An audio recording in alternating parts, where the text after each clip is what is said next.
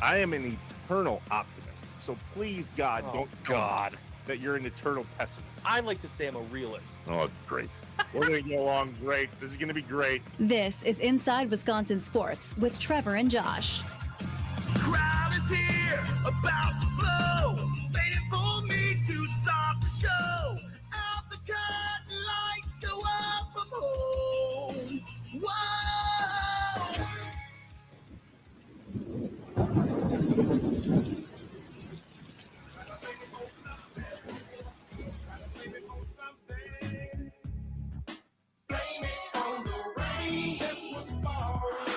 Yeah, rain is bad for baseball when you don't have a roof, like we do in Milwaukee. What's up, Wisconsin? Welcome in Inside Wisconsin Sports. Trevor Thomas, Josh Albrecht. Hi. No audio to play for you on a morning when there was no game last night. You blame it on the rain? I would.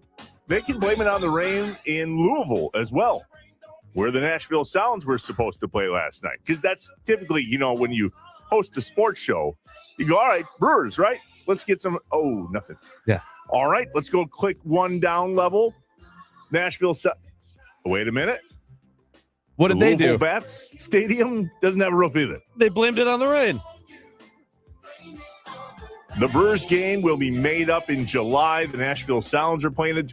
There's a lot of baseball to come, just none from last night. That doesn't mean that we don't have stuff for you this morning. So, like we do every day, let's play catch up. Packers. Tyrod Taylor is set to be the new backup QB. That's not what we saw coming. I know in your 53-man roster projection, you have Ritter as the backup, which I think makes a world of sense given his starting history in the league. The Packers are calling an audible with their backup quarterback. Desmond Ritter is out and Tyrod Taylor is in. Okay. What? You have thoughts over there? I'm not surprised by this at all. Like, not even a little bit. I know that anytime anyone was asked about it within the Packers organization, they're going to say, listen, they got Desmond Ritter. That's not enough. That's why I was saying this whole time, are we more worried about the backup QB spot after having a guy like Malik Willis back there? I would have been stunned if their best option that they were throwing out there was Desmond Ritter. So I'm not Why even did saying they release him though. That is a little bit more surprising, right? Like not even having him be a part of the competition. What happened to we love competition? Yeah, you have training camp still. You have a chance for everyone to prove themselves for that backup QB spot. So there must have been a little bit more going on, but I'm focusing more on how do I feel about Tyrod Taylor more than Desmond Ritter not being the guy. Well, Tyrod Taylor is the guy. What do we know about him? He'll be 37 by the time the season starts. Drafted in the 6th round in 2011 by the Ravens. He's been with, write this down, Ravens, Bills, Browns, Chargers, Texans, Giants, Jets, now the Packers. That's not a good sign. Yeah, he's bounced around. Well, there's this weird Tyrod Taylor curse. Have you seen this? Oh, no. Okay. He's had one of the strangest career arcs in modern NFL history, repeatedly being the guy who starts, then gets hurt or replaced, and essentially the next franchise QB appears. Note that it's never been him. Chargers in 2018, this happened, and then again in 2020. Happened in Houston in 2021, 22 and 23 with the Giants. I mean, it's just not a great career for Tyrod Taylor in terms of starting. So when we look at that and see his finger quote success, do we like this better? I mean, Goody does, so I guess in Goody we trust, but I don't get it. I just don't like what appears washed up veteran QBs for the sake of a veteran QB. Which essentially is what it is, right? It's hard to say it's anything but that. Like if you're thinking, Tyrod Taylor, he's got some legs, no, he's just been in the league a lot. Like that's what he's bringing to the team, is that you're not putting a young guy out there. Here's the other thing. I wouldn't be surprised if this team didn't do something else, didn't make some other type of move too for that spot. It just seems crazy to have that much focus be on your backup QB. Like before Malik Willis, I never cared. I never cared who the backup QB was. It was either if Rodgers went down, the season's over, so who cares? Well, that happened a lot though. Right, but I'm saying like that was just the mentality. Don't you think they learned from that, quarterback. I don't think they did until Malik Willis. That's my point. They learned from that. So they saw an opportunity to bring in Malik Willis. They were very confident in his backup abilities. And they went, all right, that worked. How do we do that again? I mean, diamond in the rough. Right. Very hard to do that again. Very hard to do that. I'm just saying, I think that from a team perspective and definitely a fan mentality, the idea of the importance of a backup QB has changed. It just, I didn't used to care. And that's why I said all season, or I guess off season prior to the draft, how important is backup QB going to be in this draft? Because I felt like the idea of Malik Willis changed the idea of what a backup QB needs to be in Green Bay. And the answer to that was not at all. Right. And then they didn't draft one. They drafted a kicker. All right, Brewers.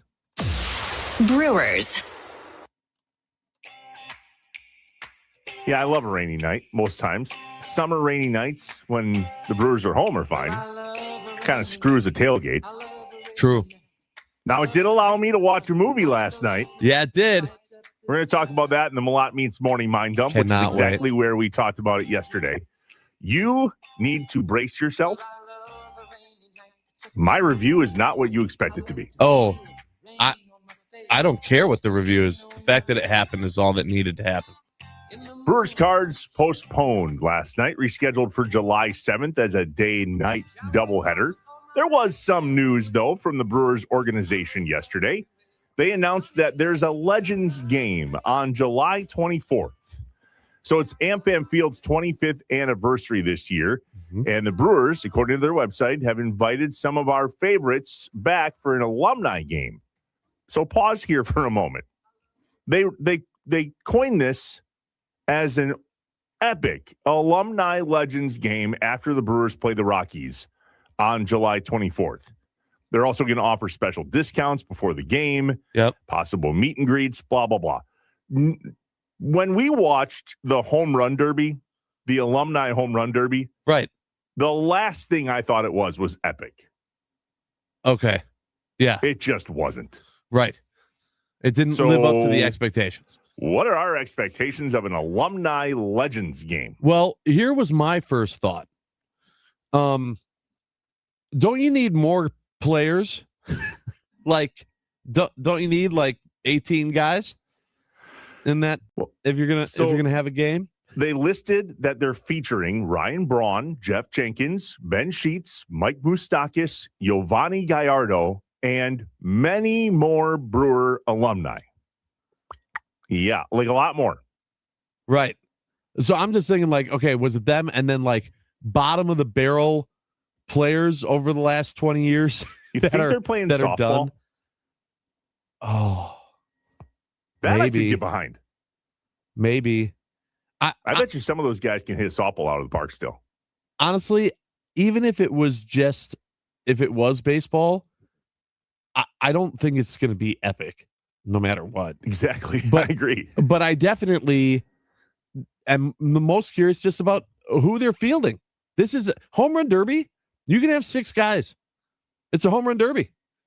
You're playing an actual game. You changed the format of this from last year to be a baseball game. That means that you need people in the field. You need people covering bases. You need a pitcher. And then you need batters.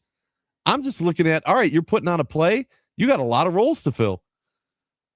What do they say about those expectations? Yeah, disappointments waiting to happen. I would not hold your breath on this epic alumni game. It'll be fun to see these guys come back. Do you think that this is just not epic, or do you think this is just a flop? Do you think the home run derby was a flop? I don't. I thought it was okay. I thought it was a flop. Okay. If anything more than that, I will take that as a win. But I thought that home run derby was about as boring as it got because they overhyped it. Don't believe the hype.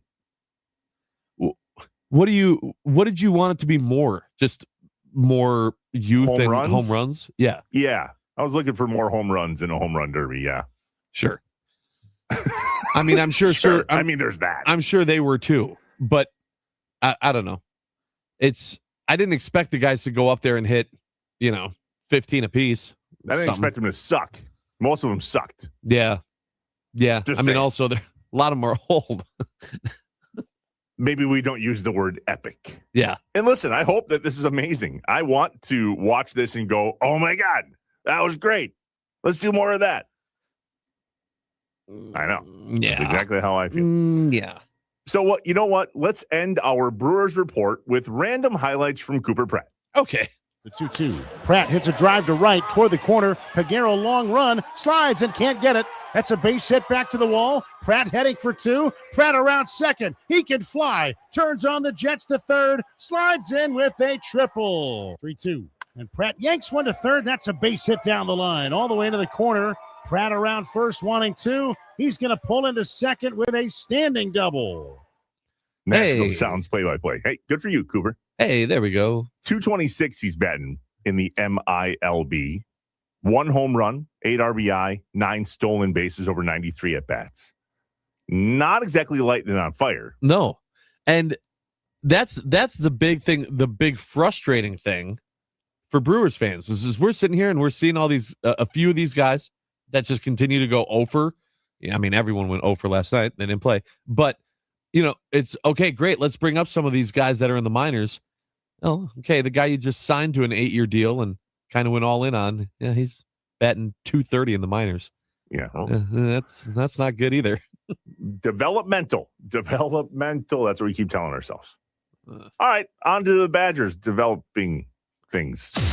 Badgers. Or nothing at all, actually. Right. Literally nothing is going on in Madison. There's a bunch of failing people, interims, up, down, left, and right.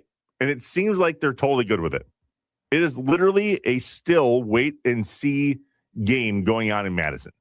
I can only picture how some of these, well, you do it. No, you do it. You want to manage this? No. Who's going to hire the new AD? You? No. God. What are we doing? Right. I mean, that's been the concern forever since all this fell apart. My question is, when can they no longer wait and see? Like, what's the timeline of a deadline of, all right, time's up. Someone's got to make a decision here. Well, there's nobody to make a decision. That's the weird part. There still is no president for the universities of Wisconsin. It starts there. That person and or team of people hire the UW-Madison chancellor, which has not been hired. And that person hires, along with a little bit of help, the University of Wisconsin athletic director. So there are ogres have layers. Yeah. There are layers to this thing. And I don't know what the timeline is. Like, it's got to be by fall, right? This is what I'm saying, though, right? Like, I understand, so at least specifically with Madison, there's not a baseball team. So there's not like a ton of summer programs that you necessarily need to worry about. But you're building your football program, which is already on, a rocky area right now. You need to have something in place for them. So I would expect late summer. I wouldn't say end of summer. I would say late summer is like the deadline to get someone in there to set things in motion for the football program.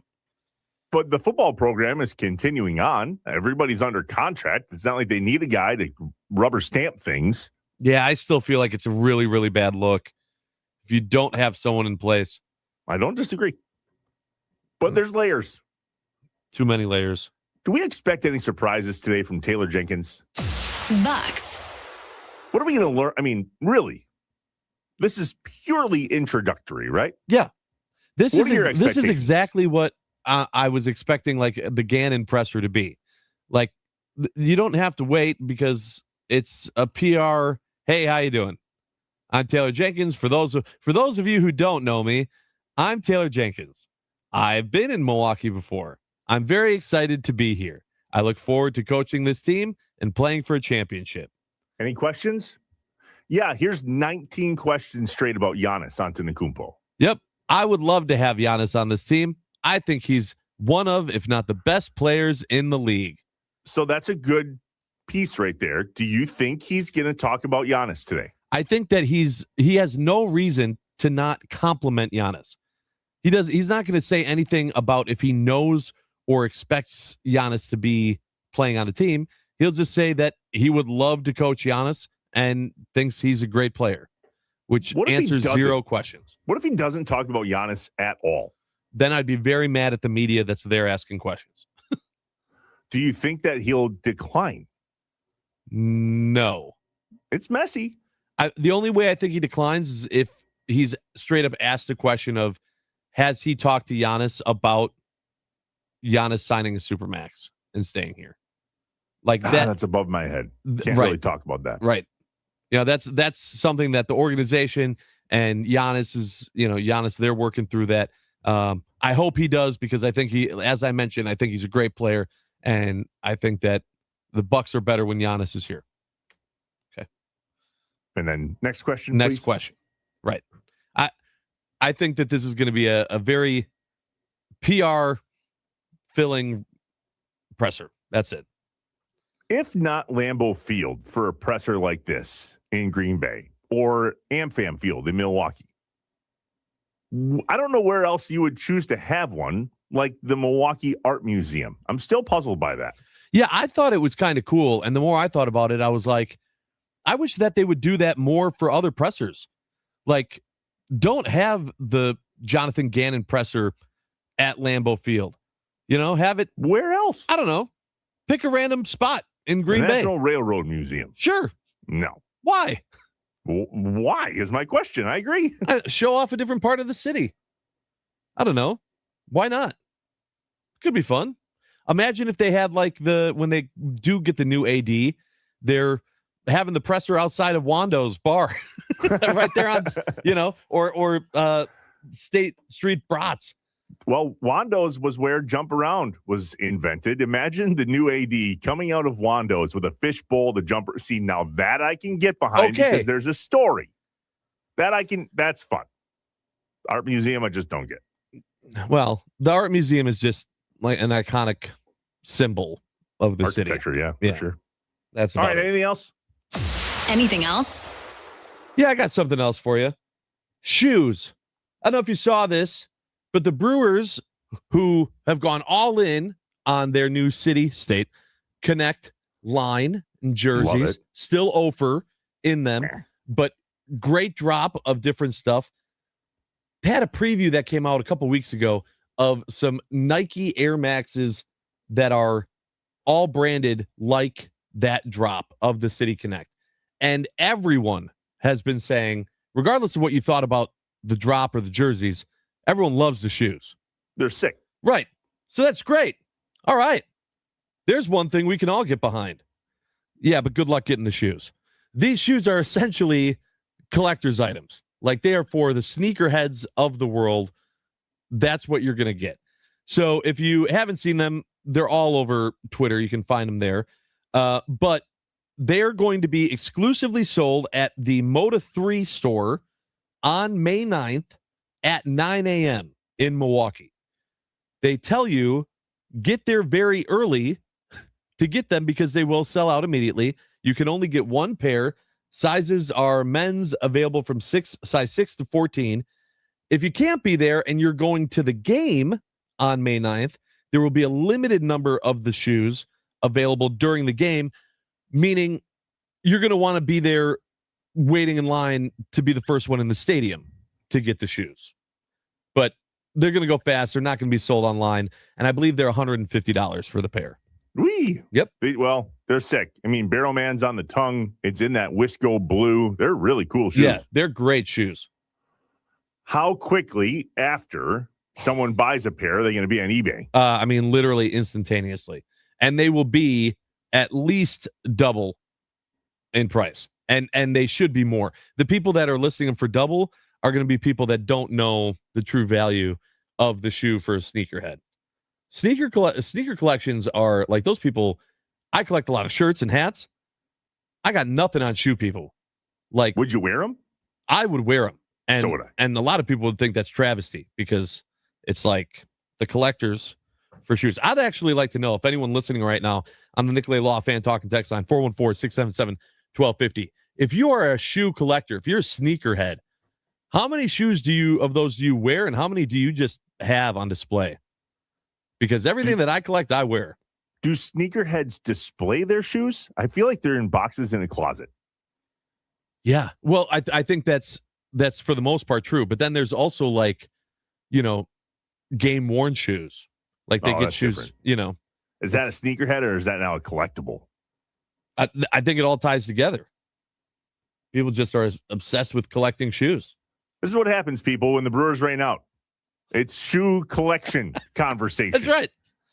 When we come back and I have questions, what are the most memorable weather games in Wisconsin sports history? Now, clearly, the majority of these are football, but there's some really, really memorable games when it comes to weather in the state of Wisconsin. We'll review those and get your take. Plus, we will continue to peruse the Nicolay Law talk and text line, 414-677-1250, where the first text of the morning came in.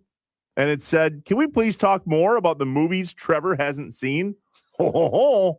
Trevor's seen one. Cross one off that list. We'll talk about that in the Malott Meets Morning Mind Dump. Coming up at the top of the hour, 414-677-1250, the Nicolay Law talking text line. What are the most memorable weather games in Wisconsin?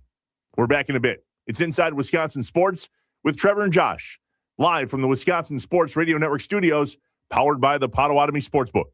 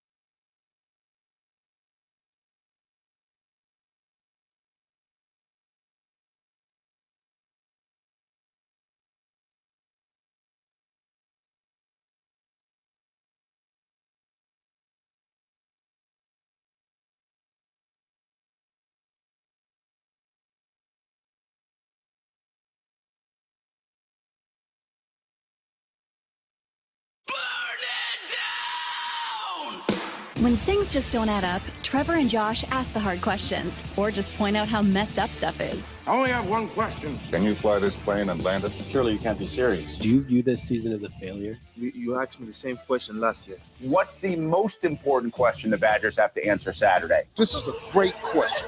Oh my God, this is a great question. It's time for I Have Questions on Inside Wisconsin Sports with Trevor and Josh. 4-677-1250, the Nicolay Law Talk and Text Line. It's Inside Wisconsin Sports with Trevor and Josh. And we have questions. Well, really, it's just we have memories. And we're wondering what you remember as the most iconic weather games in Wisconsin sports history, and it has a lot to do with football. This coming off of a rainout last night in St. Louis for the Milwaukee Brewers and St. Louis Cardinals game. Rescheduled for July 7th, a doubleheader there in St. Louis. Today, 12:15, Brewers at Cardinals, first pitch. And a reminder, if you have nothing going on midday, grab lunch with Tommy Wartz in the leadoff show at the Explorium Brew Pub in the 3rd Ward. It's this morning, starting at 11. The Brewers play shortly thereafter. Stick around, have some lunch, watch the game, and hang out with Tommy Wartz and the leadoff show at the Explorium Brew Pub in the 3rd Ward there in Milwaukee. Josh, when we talk about iconic weather games in Wisconsin sports history, there's one that comes to mind right away, and it's the Ice Bowl. Yeah. Which 1.7 million people attended. Yeah, everyone was there. Literally everyone was there. And then 85% of those people were also there for the first Lambeau Leap. Also true. Yeah. Which was an iconic weather game. That one doesn't get mentioned very often in terms of the weather being what it was for that game. You looked confused by that. I didn't remember that as a weather game either. Just like the highlights, if you see of that play, didn't look like the weather was terrible. The game started at 0 degrees, 22 below wind chill. Those are cold games. Yeah. Yes. Now, do you consider just like it being cold as a weather game? Oh, God, yeah. That qualifies. Okay.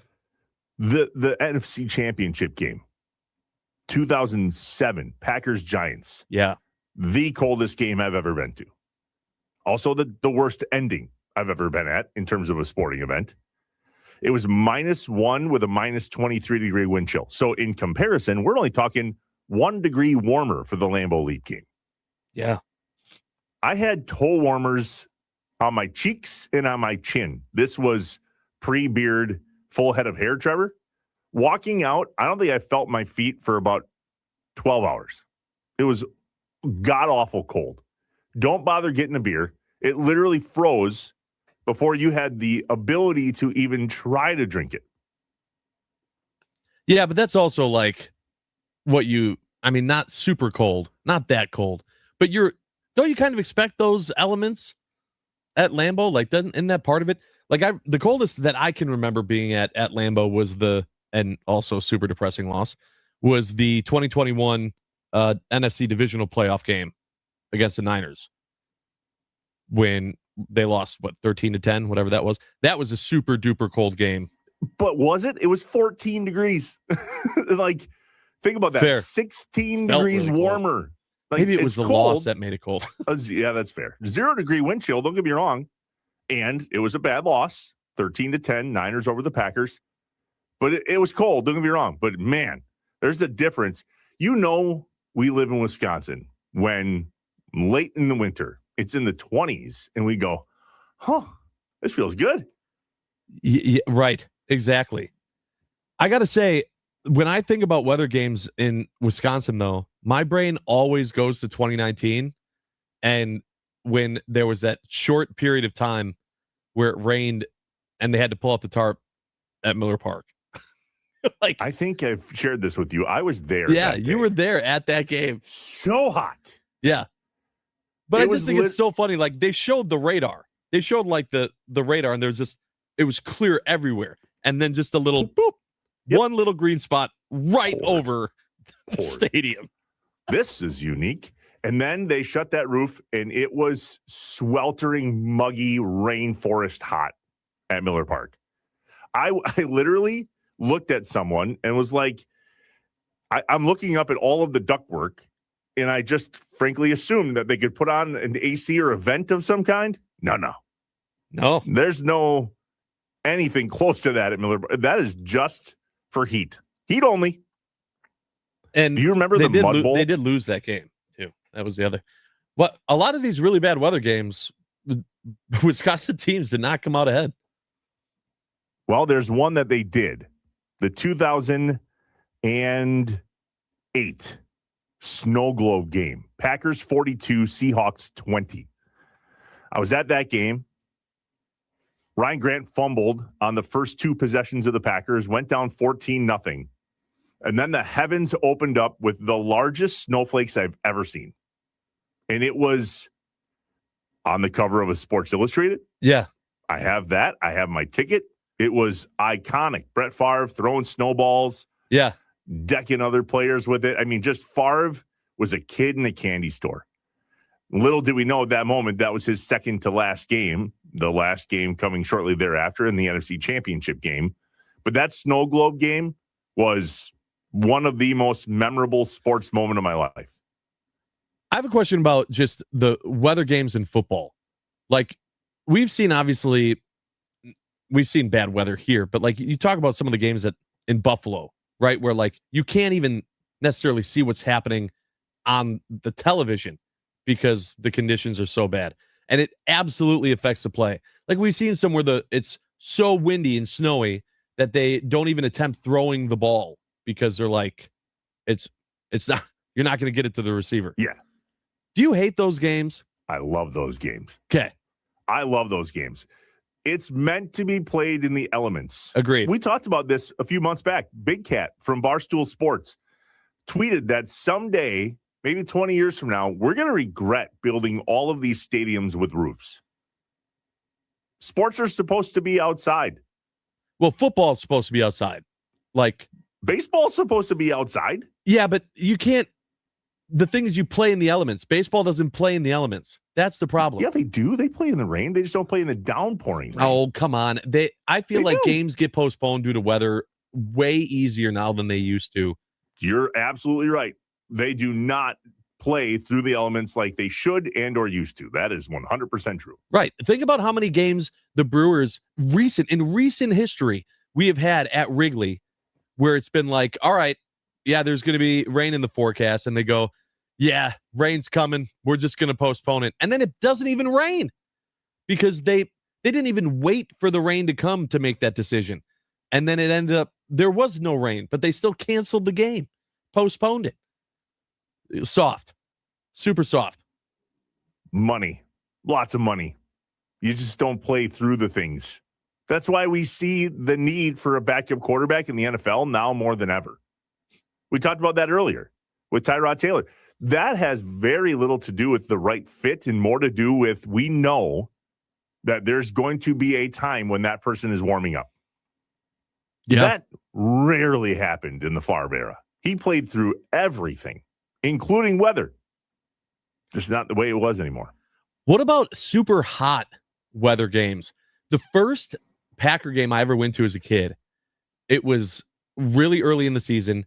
They handed out rally towels, which everyone was putting under their hats to cover the back of their necks because it was like 93 degrees. The Packers won 6-3. There was one touchdown that was called back due to holding, and it was like super boring game. Everyone was roasting. I hate super hot games. I hate super hot. Agreed. Yeah. Stop. Hard stop. There's no worse seat in sports than the third base line on a Sunday Brewers home game on a hot summer July day. I mean, especially if you're bleachers. If you're in the, it's better if you're in a seat. If you're on those bleachers, you're cooking. You're literally cooking. Well, you're cooking in those seats too. I can't do it. I refuse to sit on that side of the stadium during a day game in the summer. Can't do it. Yeah. I will sweat through all the things and be miserable and go, why did I pay for this? Yeah, it's a tough ask. It's a tough watch. That's what I think it's funny too when you see the whole section just kind of stand in the back to just stay in some type of shade. Yeah, the second level, for some reason, feels really hot during those games on the left field line. No, I mean, heat rises. Makes sense. Man, sweaty Sweaterson. So, on a Would You Rather Wednesday, Yeah. would you rather have all of the sweat always at a game like that or a negative 22 wind chill? Yeah, give me the negative 22 wind chill. 100%. I can only take so much clothes off legally. Been saying that for years. People go, would you rather be super hot or super cold? I can always add more. Yeah. I can only take so much off. Until it gets weird. Yep. Woo! 414-677-1250, the Nicolay Law Talk in text line. It's the most electrifying sound of the day as we continue the conversation of the craziest weather games in Wisconsin sports history, the good and the bad. 414-677-1250, the Nicolay Law Talk and text line. It's Inside Wisconsin Sports with Trevor and Josh, live from the Wisconsin Sports Radio Network studios, powered by the Potawatomi Sportsbook.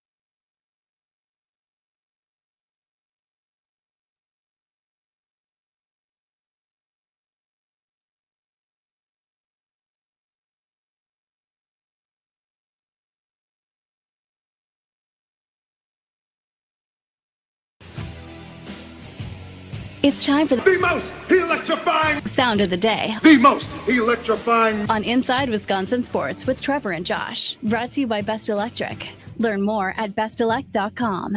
Don't stress. Connect with the best. Cunningham. Harris. 5 to shoot. Harden steps up. Harris going to go to work. Cross. And floats it home. Tobias Harris in complete control.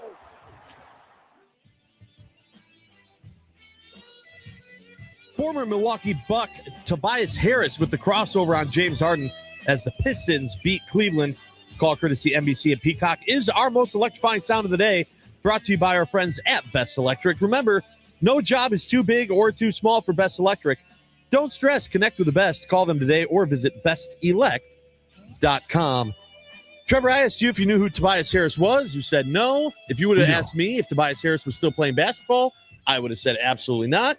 Played for the Bucks at like over a decade ago, and now crossing over James Harden in the NBA playoffs. Good for him.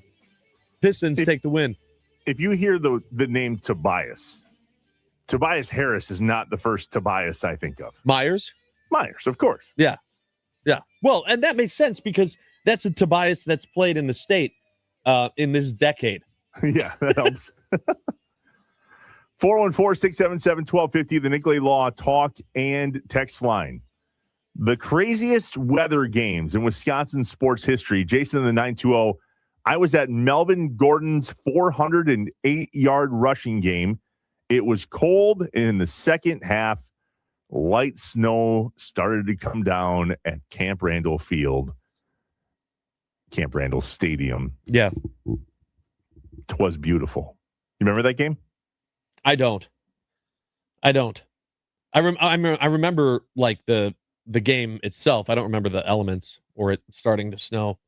Wisconsin 59, Yeah. Nebraska 24, November 15th, 2014.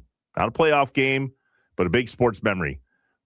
It was that day that set the FBS record for 408 yards and 4 touchdowns against number 11 Nebraska. Big win for Bucky.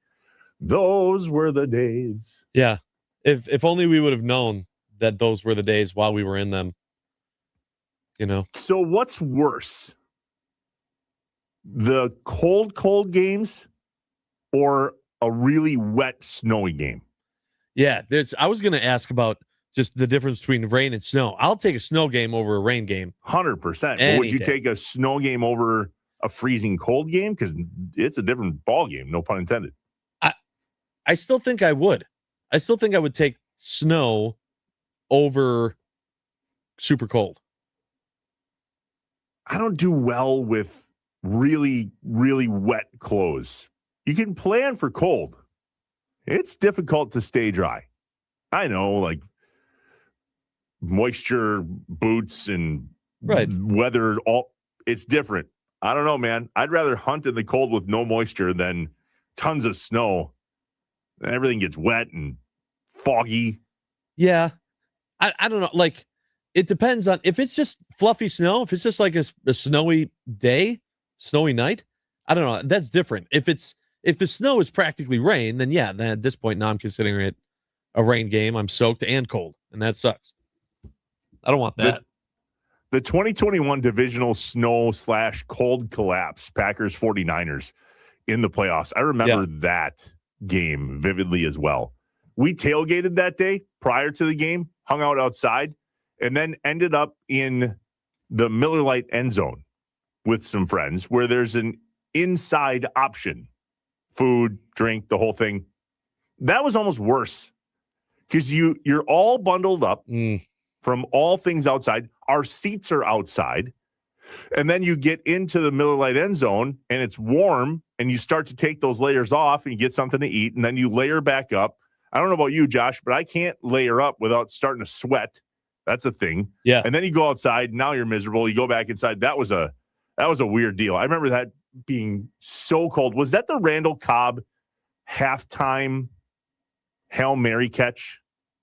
The 2021? Was it? I know it was a so. playoff game. I feel like that might have been it. Right at halftime. Could be wrong.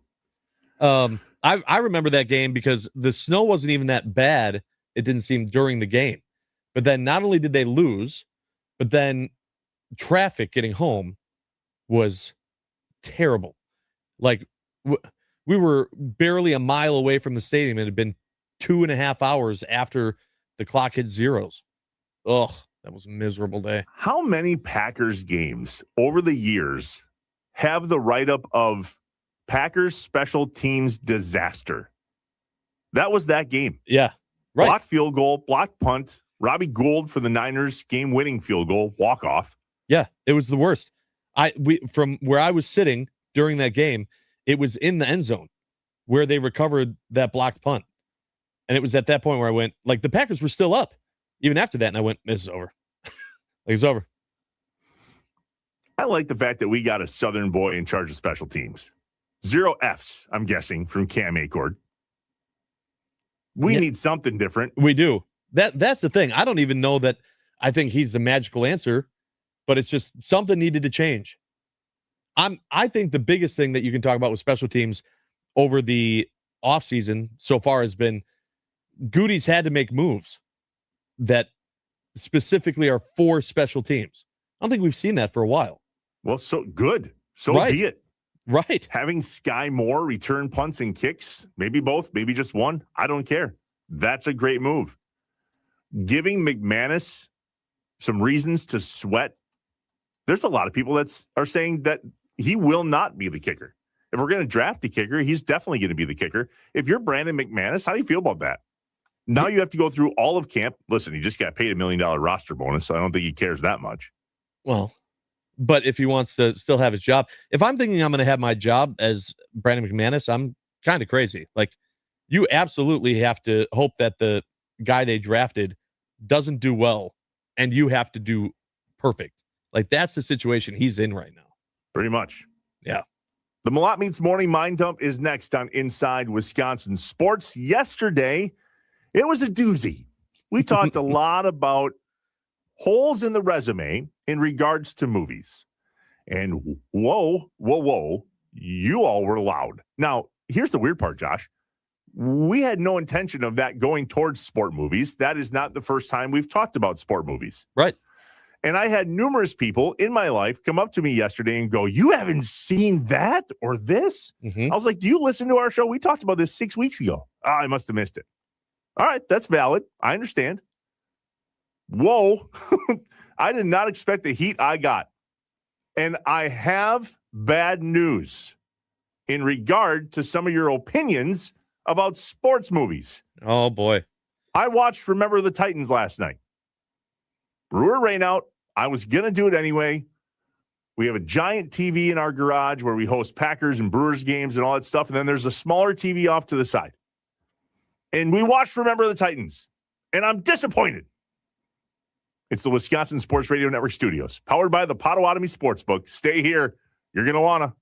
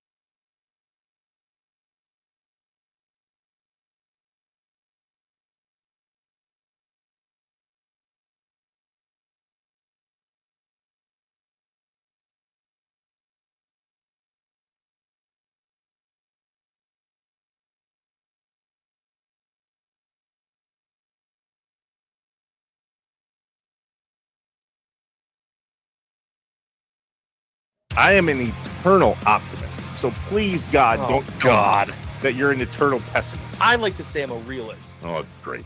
We're going to get along great. This is going to be great. This is Inside Wisconsin Sports with Trevor and Josh. Crowd is here, about to blow, waiting for me to start the show. Out the curtain, lights go up from home. Whoa!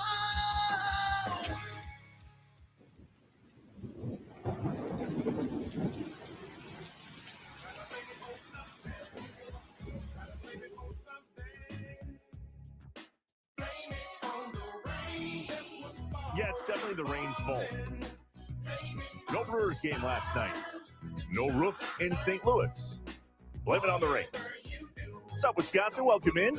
Hour 2 Inside Wisconsin Sports. Trevor Thomas, Josh Albrecht. Hi. Live from the Wisconsin Sports Radio Network studios, powered by the Potawatomi Sportsbook. It's the Malott Meats Morning Mind Dump. We do it every day at 7 a.m.-ish. It's your opportunity to get all the things off your chest and out of your head as you start a hump day. Now, yesterday, the Malott Meats Morning Mind Dump went a bit awry. That's how I feel anyway. Oh. In regard to the movie conversation and what I've seen and what I haven't. And so let's do it again, shall we? I hear voices in my head, they counsel me, they understand, they talk to me. The coffee has kicked in. We're awake and ready to roll. Let's get some things off our chest and out of our heads.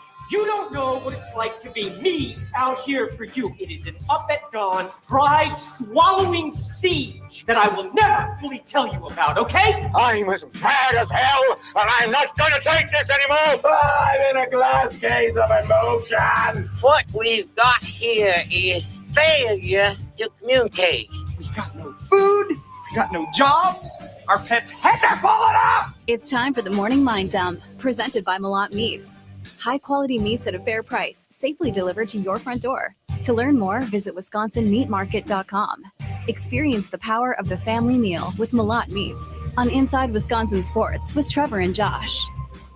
The power of the family meal with Malott Meats.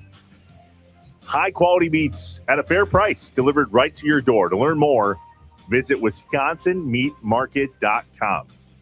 We're having a family moment in my house this morning, Josh. Yeah. Amanda's getting ready for work like she does every day. Mm-hmm.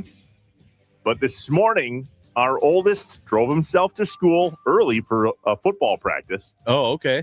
And the youngest is on the bus, and Amanda is home alone.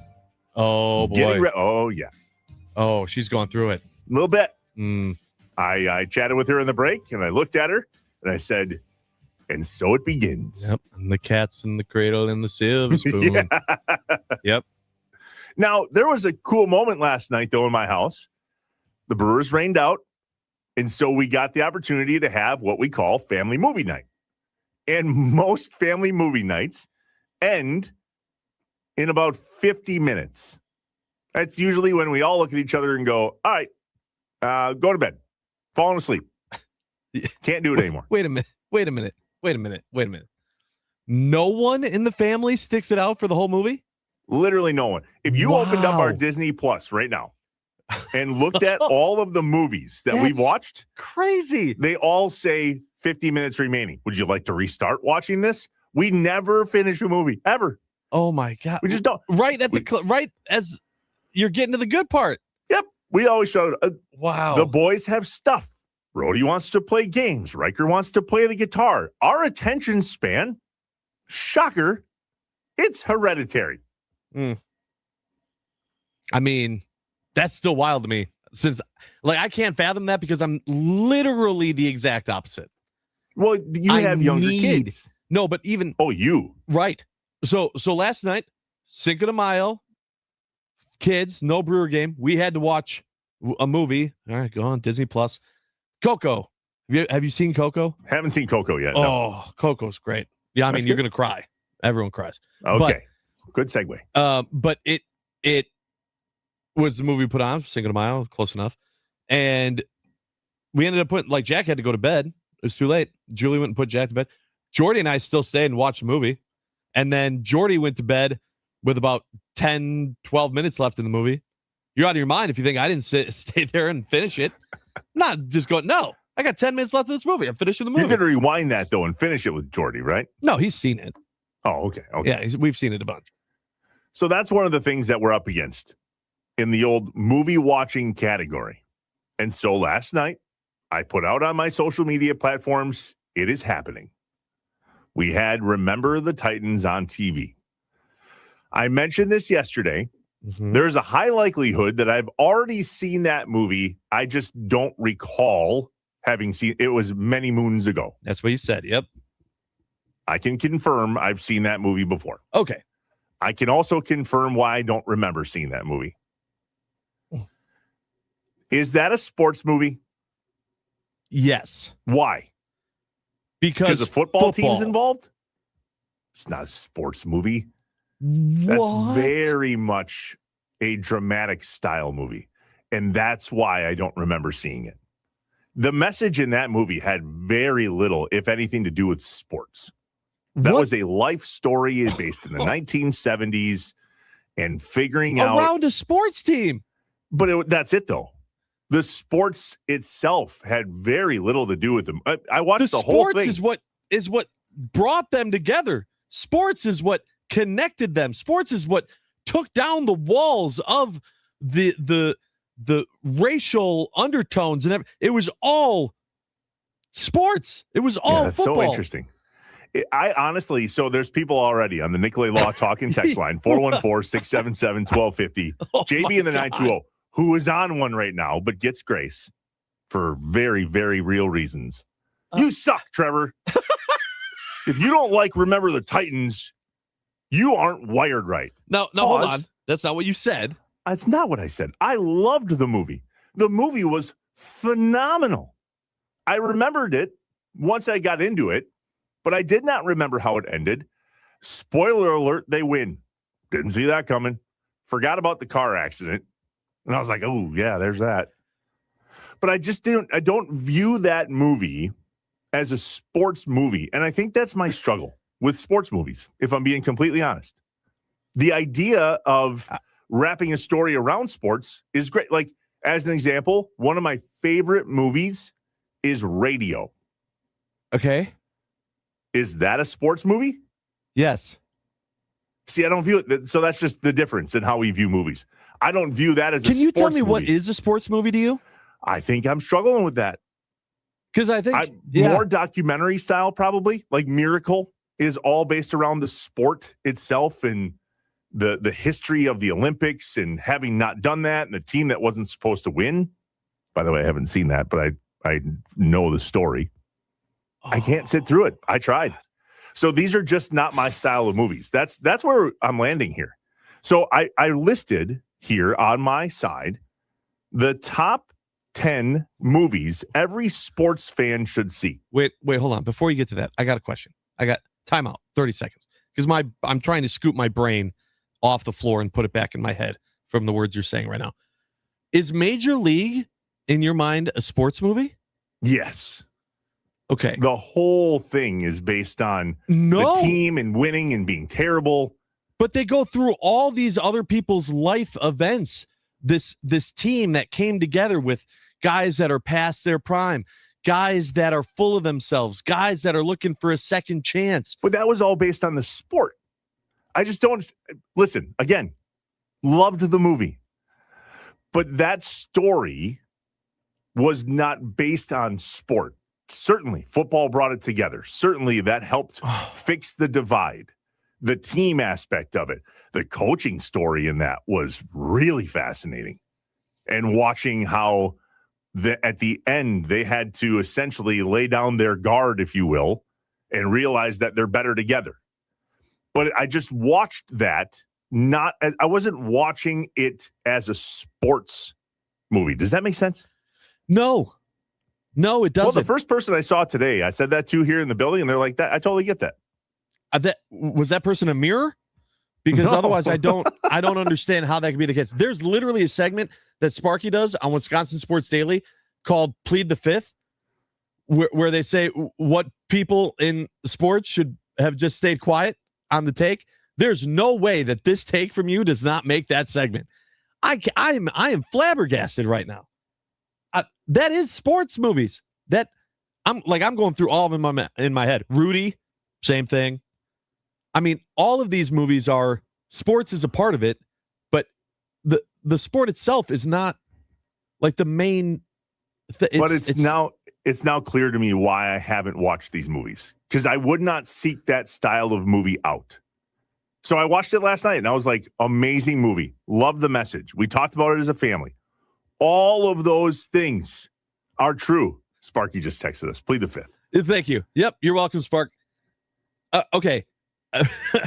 Okay. So this is a good reaction here from JB in the 920. Major League is absolutely not a sports movie.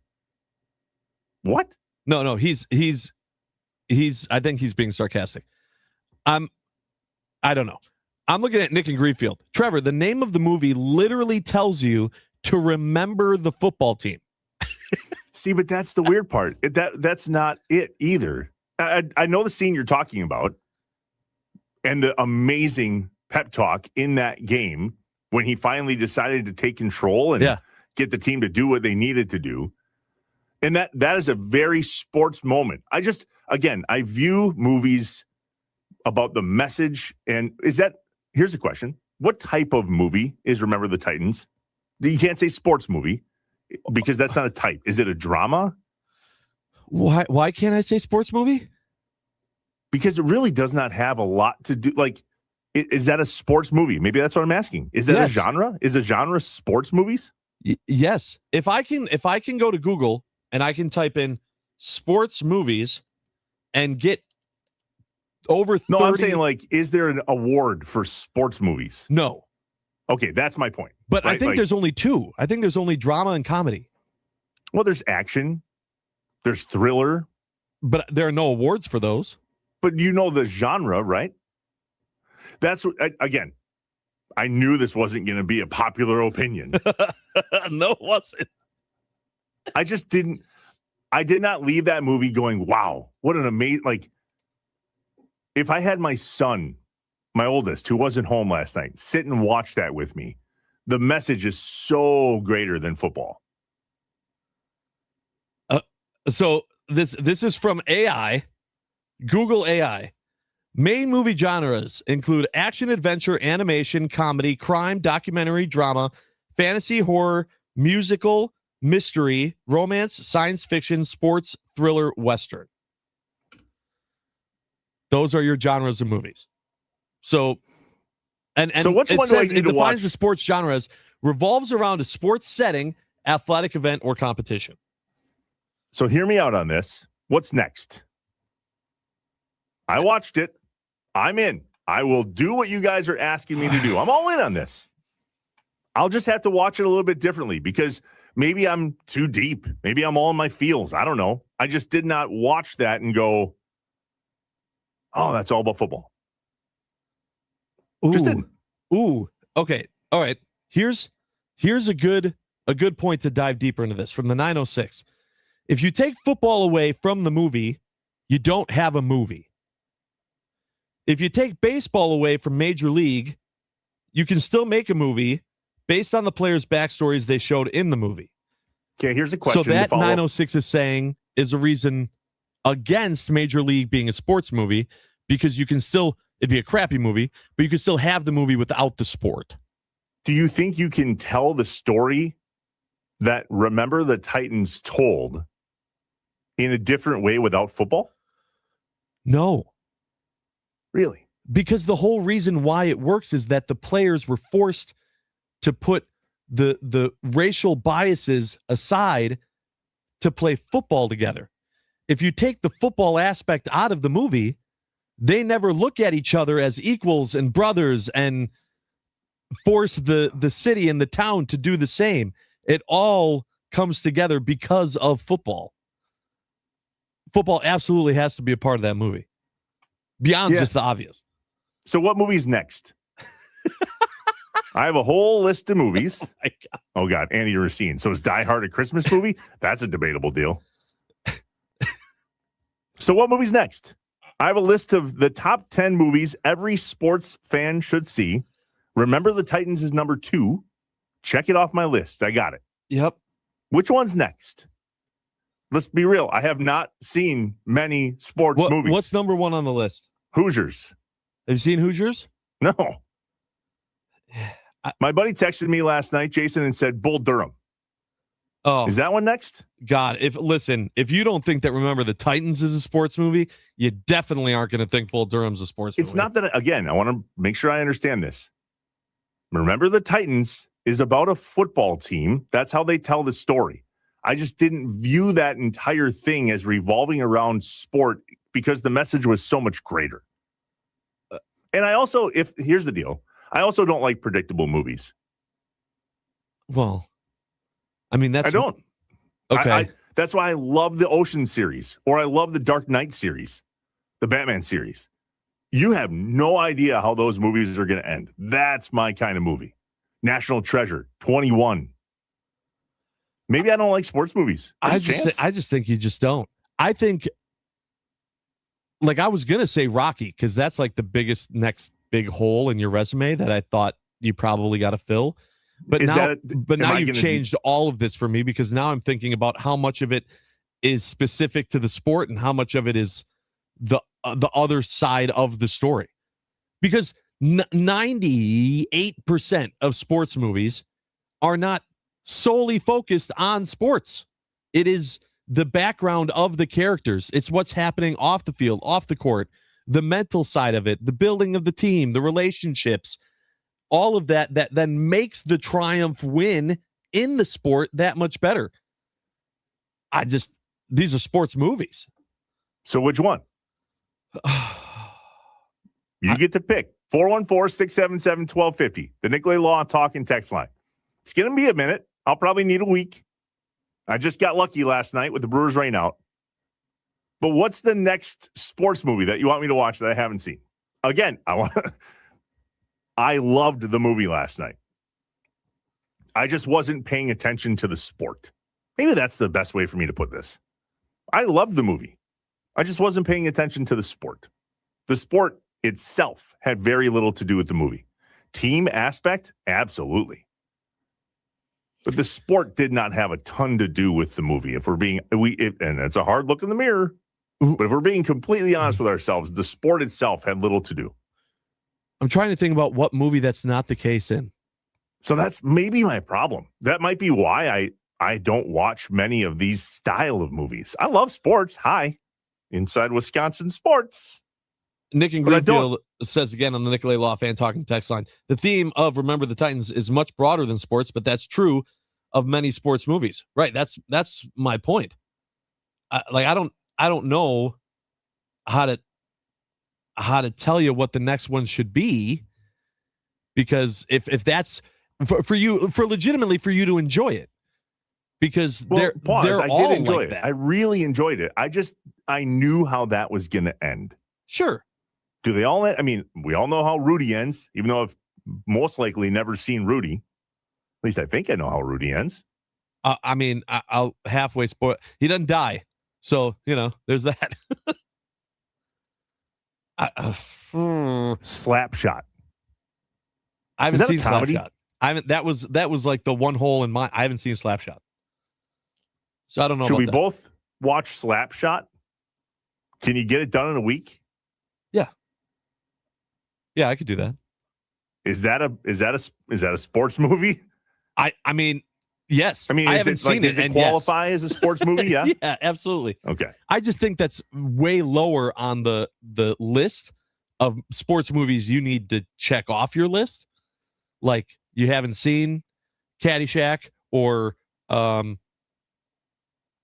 Rocky or Hoosiers. Dude, even the honorable mentions are tough for me. I've now seen Remember the Titans. Here are the top 10 movies. Hoosiers is number 1. Remember the Titans is number 2. Field of Dreams is number 3. Have you seen Field of Dreams? I was hoping you were going to ask me that. Oh. Is that the If We Build It, They Will? Yes. Yeah. No. Okay. Rocky, Rudy, Major League I've seen. Sandlot I've seen. Miracle, Bull Durham, Moneyball. I have seen now 3 of these top 10. Here's the honorable mentions. Sorry, go Josh. ahead. No, go ahead. Caddyshack, A League of Their Own, which I have seen. White Men Can't Jump makes the list. Jason's been trying to get you to talk about this for days now. That movie I watched on repeat when I was a kid in my early teen days. Yeah. Great movie. Don't remember really the theme of that. I only saw that once, and it was a long time ago. Probably seen Friday Night Lights. I just can't recall.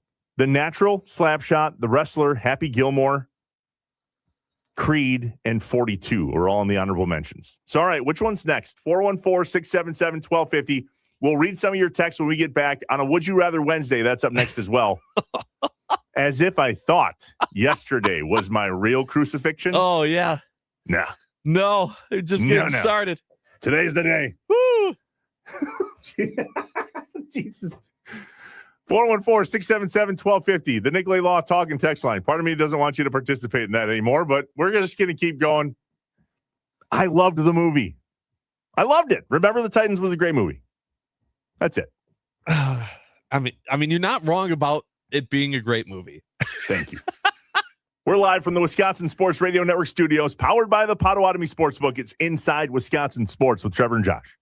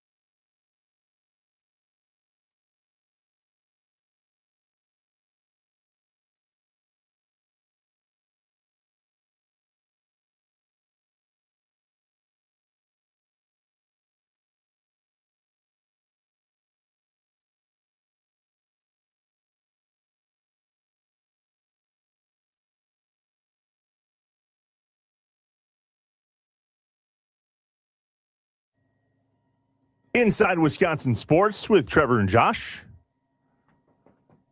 on a Would You Rather Wednesday. Would you rather Sorry, go ahead. admit that you didn't necessarily think Remember the Titans was mainly a sports movie or jab a sharp stick in your eye? Both are equal. Tough call. I know. I was going to ask, would you say that this is a sports show or a show that just talks about sports once in a while? Sporting life is how I would describe this show. Sports and sporting life. All right. That's a rough break for you. I'm doing great. I'm doing great. I love all the suggestions for what's next. Unfortunately, none of you are on the same page. So yeah. True. Jeez. All right. You want me to go first? Yeah. All right. Would you rather carry an umbrella with you or have to wear a poncho? Ooh, ponchos suck. Mm-hmm. I think I'd rather carry an umbrella. Me too. I think the only time when I don't make that decision is if it's like a golf umbrella. Like if it's one that, even if it's like, I don't know, like a 8 inches to 11 inch one, like not a pocket one, but a little bit bigger than that, I'll still carry that around and have it around my wrist over a poncho in my pocket. Ponchos are stupid. I hate ponchos. Would you rather, off of yours, spend legit money on a poncho that you can reuse or go buy the garbage bag poncho from the counter at the gas station? Yeah, absolutely the garbage bag poncho. Because you hate it anyway, get rid of it, move on. Right. Who goes, oh, you know what? We have that now not tightly folded, packed up poncho that we can carry around with us that has bad memories that we overpaid for. No. Ponchos should always be a one-time thing. Once it comes out of your pocket and goes on your body, the next place it should go is the garbage. Sidebar, do you have rain gear? What do you mean? Like, do you have a rain jacket? Yeah. Like a real one? Like it's only brought out when you know you're going to stand in the rain? Yeah. I think so. Like a light rain jacket with a hood. Yeah. Not like something beefy, like if I was going camping or something like that. I had that rain jacket on when we were in Gatlinburg. I took that video. Oh, yeah. Game changers. Yeah. Like a real... I don't have something like that. Like that's like legit. Okay, that's what I was asking, because that's like an adult purchase that you eventually make and you're really glad you did when you do. Yeah. Nope, don't have that. While watching a movie. Okay. Would you rather laugh or cry? I'd much rather laugh. I always cry. But do you not enjoy those types of movies, the cry movies? The thing is, I cry at movies you're not supposed to cry at. Okay. So, damn it, that was a comedy. Why am I crying? Yeah, I mean, kid movies, doesn't matter. I'm shedding tears left and right. It's crazy. I'm a big bowl of emotional pudding. Would you rather go see a movie in a theater that you know nothing about or go to a concert of a band you know nothing about? Either way, you got to leave the house. Either way, you're paying to go see them. Either way, they're about the same amount of time. Mine's music. You'd rather go see the band? I've tried really hard to share with all of you that I'm just not much of a movie guy. Yeah. I'm trying. It's not going well. At all. Not at this point. No. Yeah, okay. I would much rather go to live music. Yeah. Again, I think that's an attention span thing. Yeah. It is. Last night, Amanda's, I think, reading a book while we were watching the movie. I was doing a little bit of show prep in the beginning. Here's what I didn't tell you. I started Remember the Titans on my own while I was on the treadmill yesterday afternoon. I watched the first 45 minutes, and then when I got home last night, found out that the Brewers were rain delayed and or postponed, I should say, and then went, oh, okay. So you watched the first 45 minutes twice? Twice, yeah. Oh, well, you set yourself up for a tough time. I actually very much enjoyed it. But for someone that can only sit through the movie for 50 minutes, you watched 50 minutes twice. Well, the second time I was working at the same time. Okay. I knew the first 45. I had seen the movie before. Yeah, right. You only get to choose one. Josh and I were talking in the break that there is a big piece of sports in Wisconsin that are Packers and then everything else. Mm-hmm. Brewers are second, and a close second for a lot of people, but it's really Packers. So, Josh, if you could only choose one to watch the rest of your life, and I'm not just saying Packers or Brewers, I'm saying only football or only baseball. Oh. Okay. I can't ask any other questions, right? No, yeah. I mean, that's kind of how the game goes. We can talk about it after your answer. Okay. I'm going baseball, but I'm going baseball just strictly on the amount of games because I'm getting more sports.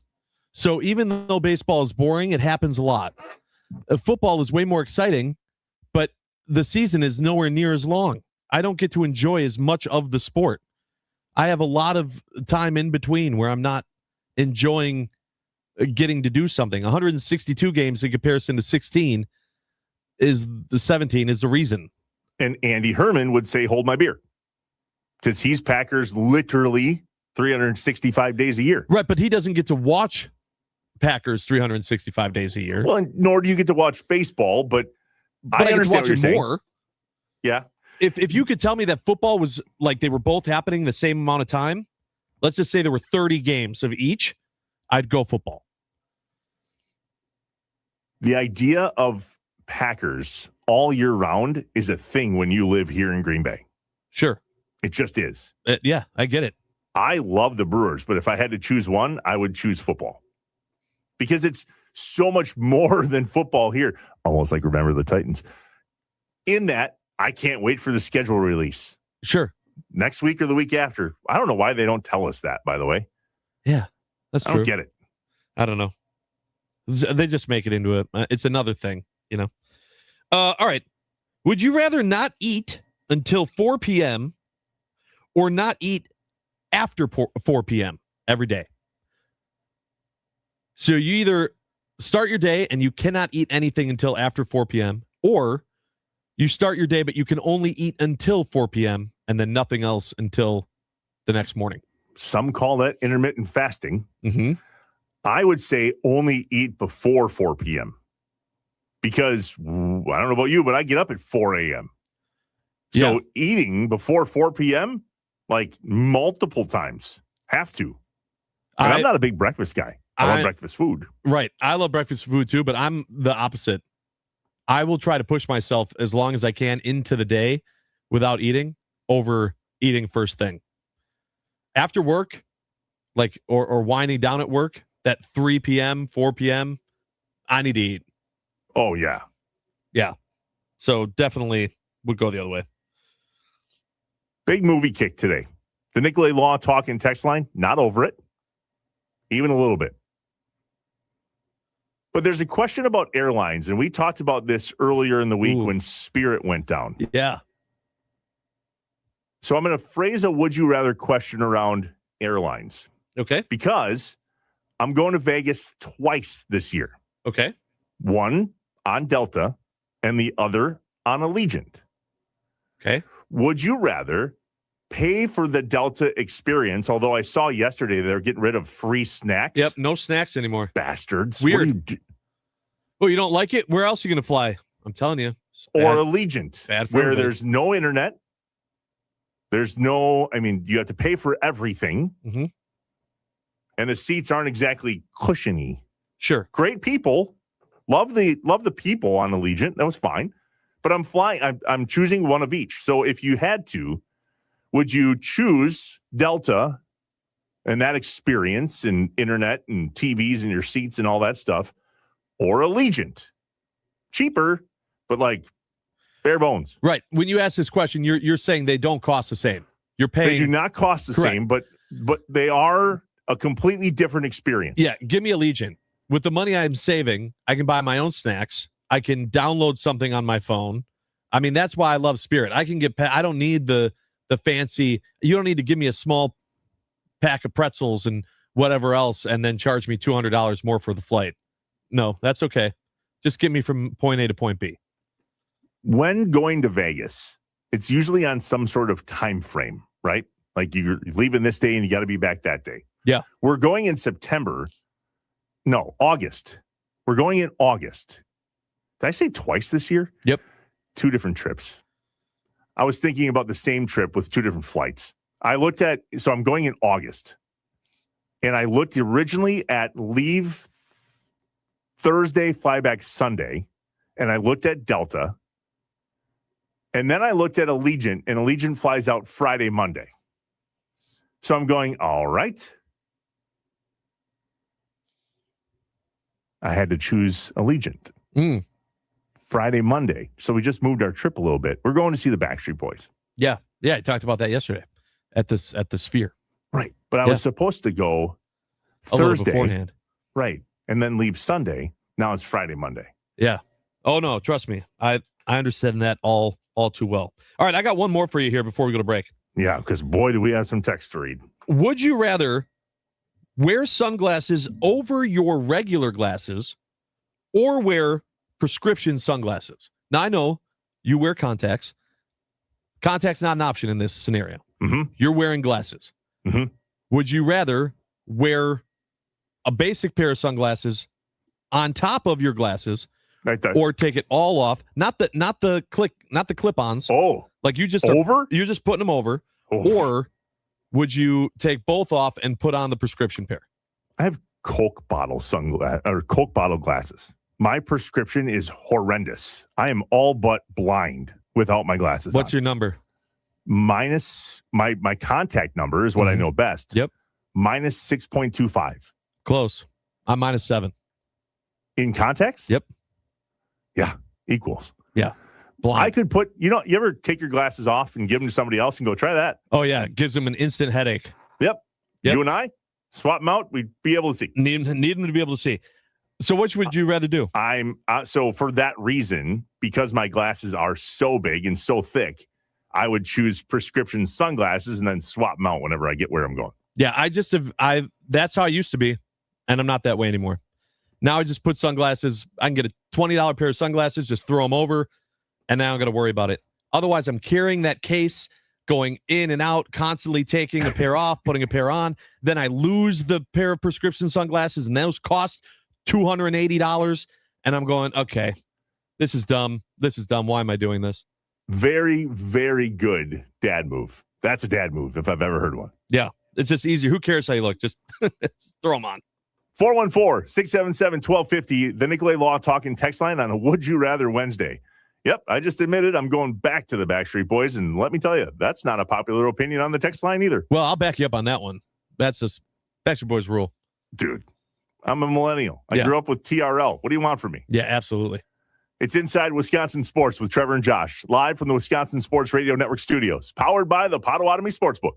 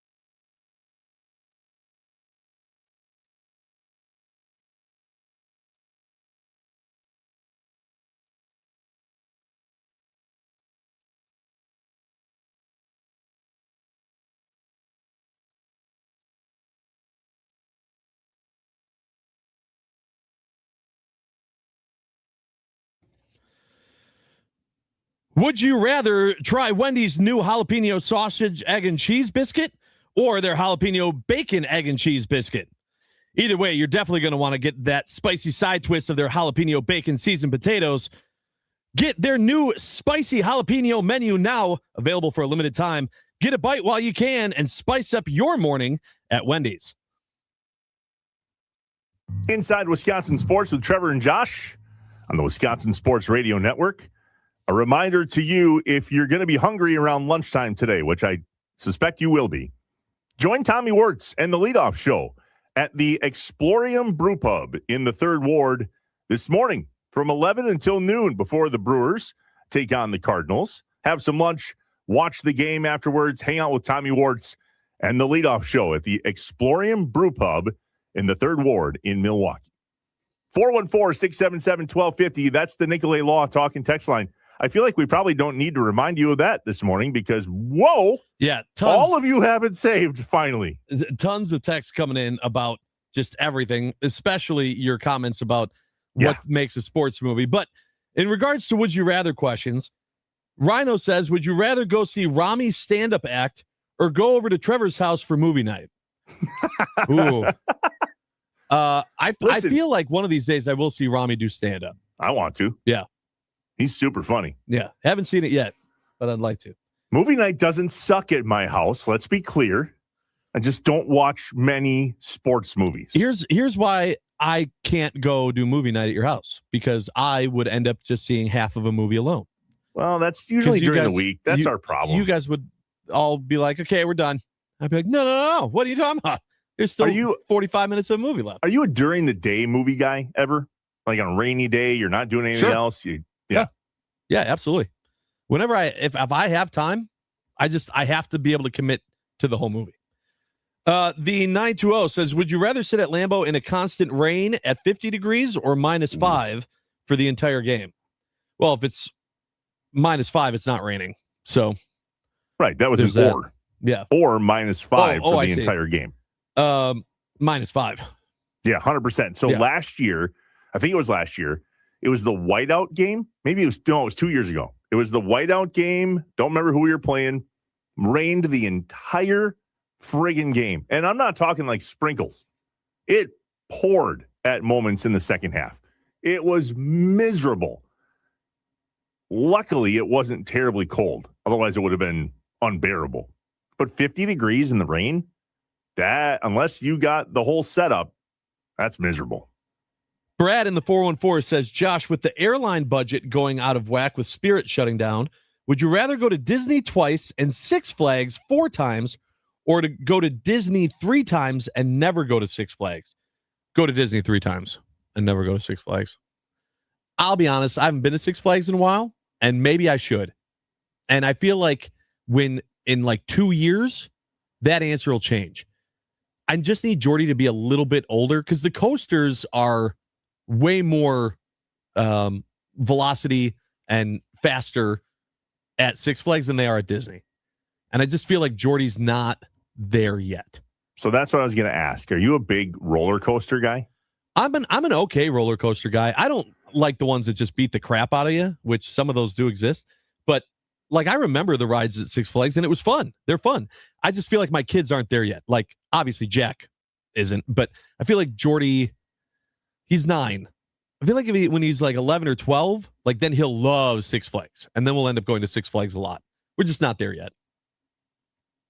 I've been on one roller coaster in my entire life. The Whizzer at Six Flags. I don't even think it's a thing anymore. It was like the very Whizzer, entry level roller coaster.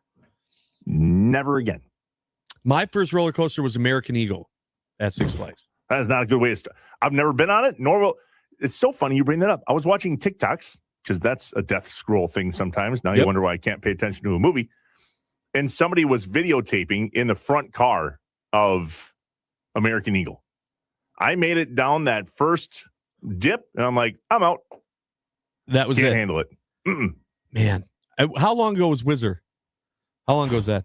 Grade school, 8th grade, long time. Brother, I hate to say this. I think you need to give it another shot. Why? because that was a long time ago. I think you need to give roller coasters one more try. You ever had vertigo? Yeah. Have you? Yeah. Legit vertigo where you got to Yeah. go get the head deal done? Yeah, one time. You don't do anything in your life there forward that gives you any remote chance of getting vertigo back. All right, answer this one because I love this from the 262. Would you rather film hundreds of hours of documentary footage of Sparky or try to tackle Coon with no pads? Is Coon What wearing a question. pads? I'm going to say, does that matter? Yes or no? Doesn't matter. Whatever way you want Coon to be. Which one are you taking? I'm not sure. The dig on Sparky here is an interesting one. I'd rather try to tackle Coon just to say I did it. I don't think I have the patience for hundreds of hours of filming of Sparky just living his life. It's a good one, though. On that note, let us pray. Oh, yep. Here we go. Every Wednesday. Dear God, it's Wednesday. Happy Wednesday. Yep. Happy New Year. At the top of the hour, confirmed to join us. Confirmed. Scheduled. All the things.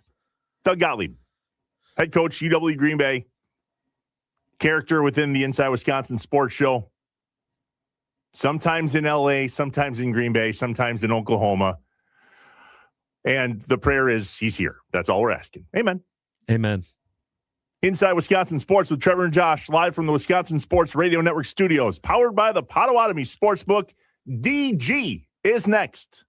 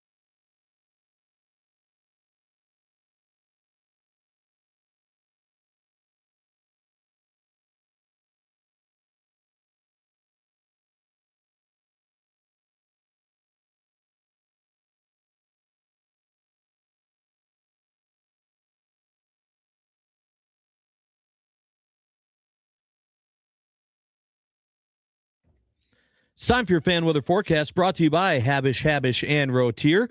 Cloudy conditions expected today with some wind picking up this afternoon and a high of 52 degrees. It's currently 43 degrees here in Milwaukee.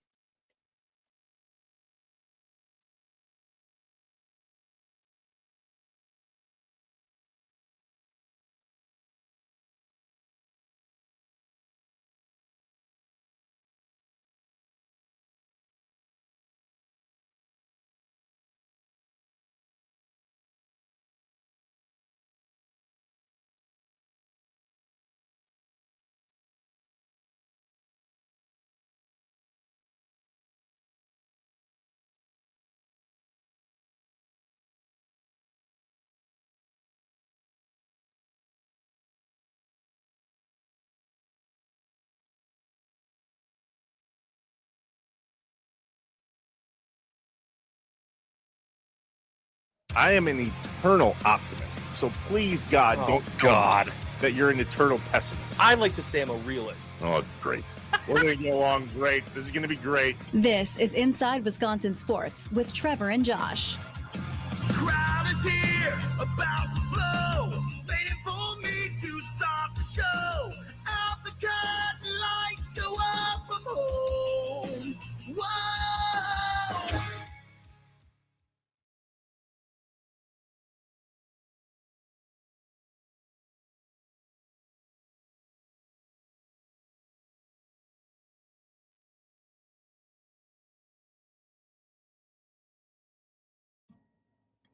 Nobody is more upset about the Brewers right now than me, because instead we talk about movies I watch, and that doesn't end well.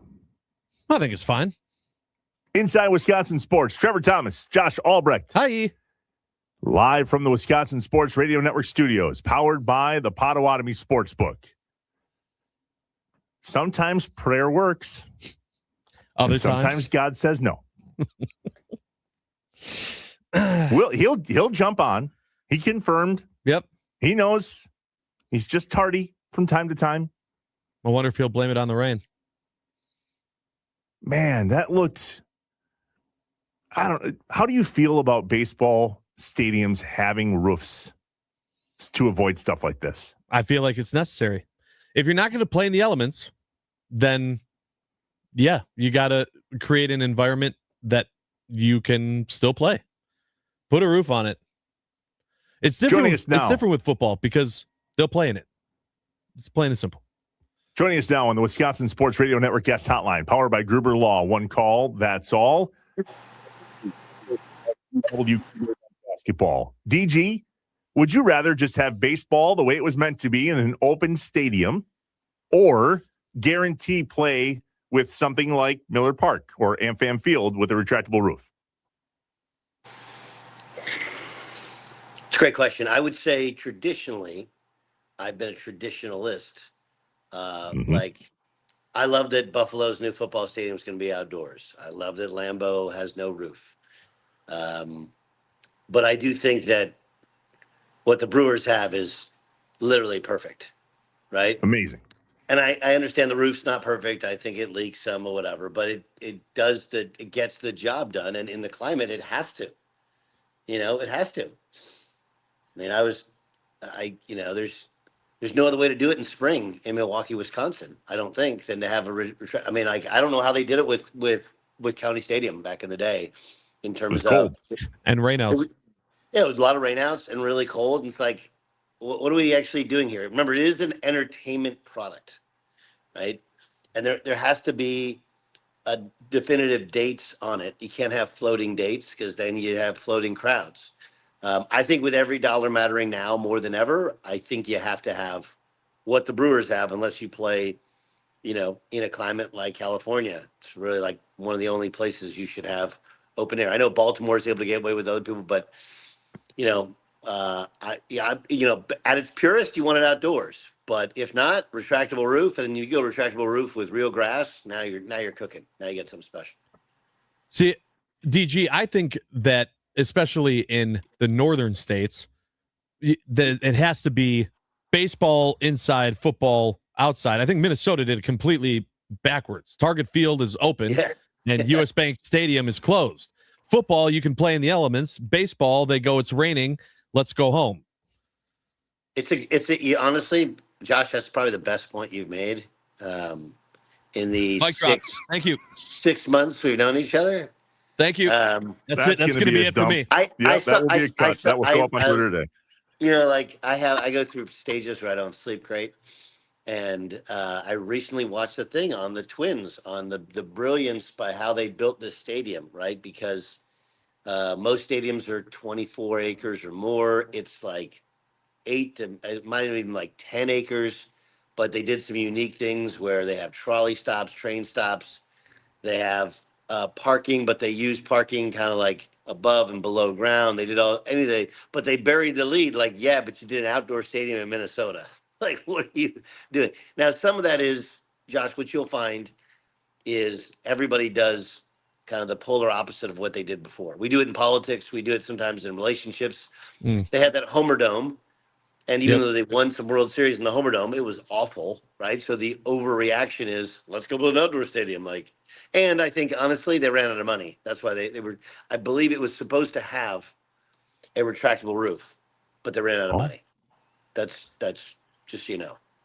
So what is your opinion on football stadiums that can have a roof? Because we don't know for sure, but we've seen the designs of the Indiana Bears or the Arlington Height Bears, whatever they end up being, of their new stadium being enclosed. Thoughts on that? I mean, obviously, I'd like it to be open or a closable roof with grass inside. You can do that now. It's really, really expensive. But I think that's the way to go. I mean, I do think you have to have a roof at a lot of these places. In Chicago, you need to have one because they could get a Final Four. You know, San Diego, people didn't understand the dynamics of the San Diego stadium deal. They lost the Chargers, but they also lost any chance of having a national championship game, college football playoff, a Final Four. So when you have these great destination cities, I actually think you can give them a pass and go, hey, you guys can have a dome if you want. Again, the way to do the dome was the dome. Now they can have the real grass. If you do that, I don't think, do I like the wintry conditions? Yeah. And again, like we see the Green Bay Packers, like it's a part of it. I love Buffalo. I love Chicago. But I do think that in the modern era in these big cities, if it's going to be doubled up for use in terms of Final Four, presidential convention. Yeah. I mean, you can, this is not the 70s where you do it and there's some universal, square shaped, ugly dome.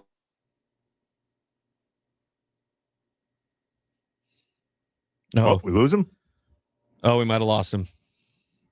Do you think he forgot to put his phone on Do Not Disturb, or did he lose his internet signal? He might have lost his internet, or maybe his phone died.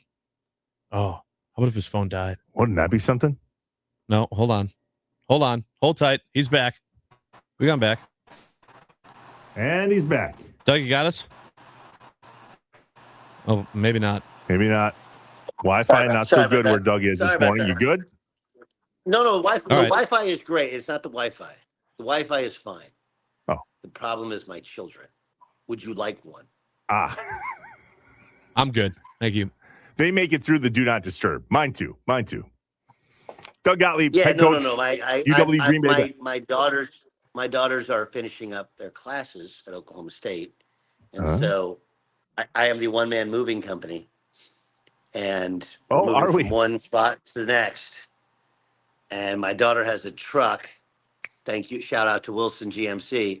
So my daughter has a truck. I'm using the truck and like the one man. And she's like, where are you? I was like, dude, I told you I'm busy until 8:30 and then I will be there. So there's your answer. So. Doug Gottlieb, head coach, UW Green Bay men's basketball. I'm just going to get this over with. Oh, boy. What qualifies as a sports movie and what doesn't? And here's my preface. We're learning that I have not seen many sports movies in my life or sports qualified movies. I'm just not, I guess I'm not I like Ocean's 11 style movies or The Dark Knight or National Treasure. I really like the style of movie that is. So last night I took one for the team, not really, pun intended, and watched Remember the Titans, and I loved it. It was a fantastic movie. But I didn't view that as a sports-specific movie because the message was so much greater. It was somebody on the Nicolay Law Talking text line earlier said that was a message about life in the 70s and what was happening with the racial divide around a football team. What's the question? Your thoughts? Well, we got to form it in a question so I can understand. Yeah, I was trying not to on purpose. It's a really good movie. It used to be my son Hayes' favorite movie. I will point out they go from hating each other to like best buddies in 2 scenes. And, and we go from racial divide to defending each other. So it's a little much. It's a movie. It's a good one. Is it a sports movie? Huh? Is it a sports movie? Yes. It's about a football team. Thank you. Trevor does not agree. That was his whole argument. He watched it and went, "That's not a sports movie." What other sports movies have you seen or not seen? This became the whole thing. Yeah, this has been 2 days worth now. Major League sports movie. Yes.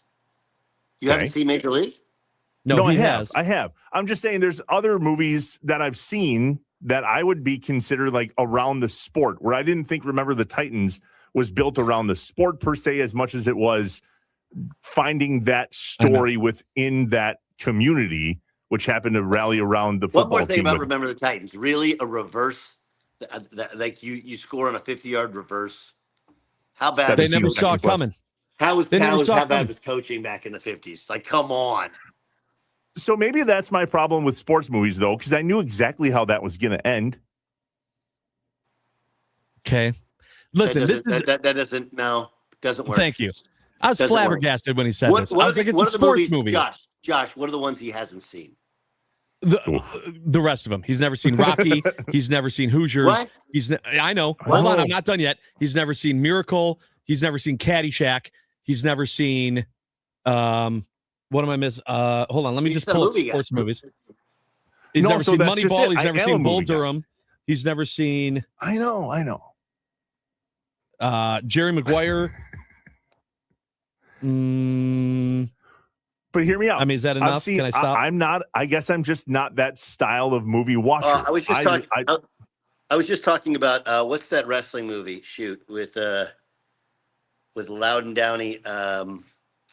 Vision Quest. Have you seen Vision Quest? No, I haven't seen that. You gotta watch Vision Quest. It's a wrestling movie. It's awesome. What are your top 3 movies? Is it a sports movie? What are we doing here? We're chastising you because you clearly have not done your cinematic due diligence, and then you're flipping Field of Dreams. What are your top 3 movies? He hasn't seen Field of Dreams. I asked because I've seen a number of sports movies, but they don't come anywhere near the style of movie that I really enjoy watching. That's all. That's it. Not a great take for sports radio. That's fair, but he just named 10 tremendous movies that happen to be around sports. Right? Jerry Maguire is about a sports agent. Great movie. Bull Durham is about minor league baseball. You know, it's got a little rom-com to it. Whatever, but it's a sports movie. These are great movies. These are not bad movies in any way. That are also and by sports the way, movies. To do your job, you kind of have to watch. That's what I was saying. But this is the big Have point. you seen Tin Cup? No, of course not. He hasn't seen Caddyshack. Tin Cup? I don't think so. No, listen, Caddyshack. I will tell you, Caddyshack is old. Not everything stands up. You should watch it. Slapshot? Is she Slapshot? We stand side by each. No. We put on the foil. We do it before every game. Nothing? Yeah, I think, Josh, we need to send him. Do you still do that day with your wife, with Amanda, where you guys go to like get a hotel room and just get away from everyone? And you're like, we're going to, we do that. I'm not selling any secrets, right, of your life. No, you're like, fine. Just tune out we world check out for a day. Yeah. But like together, but like apart, right? Like Josh, I don't know if you know this. So they go get a great hotel room. Like she goes to get spa treatments, whatever.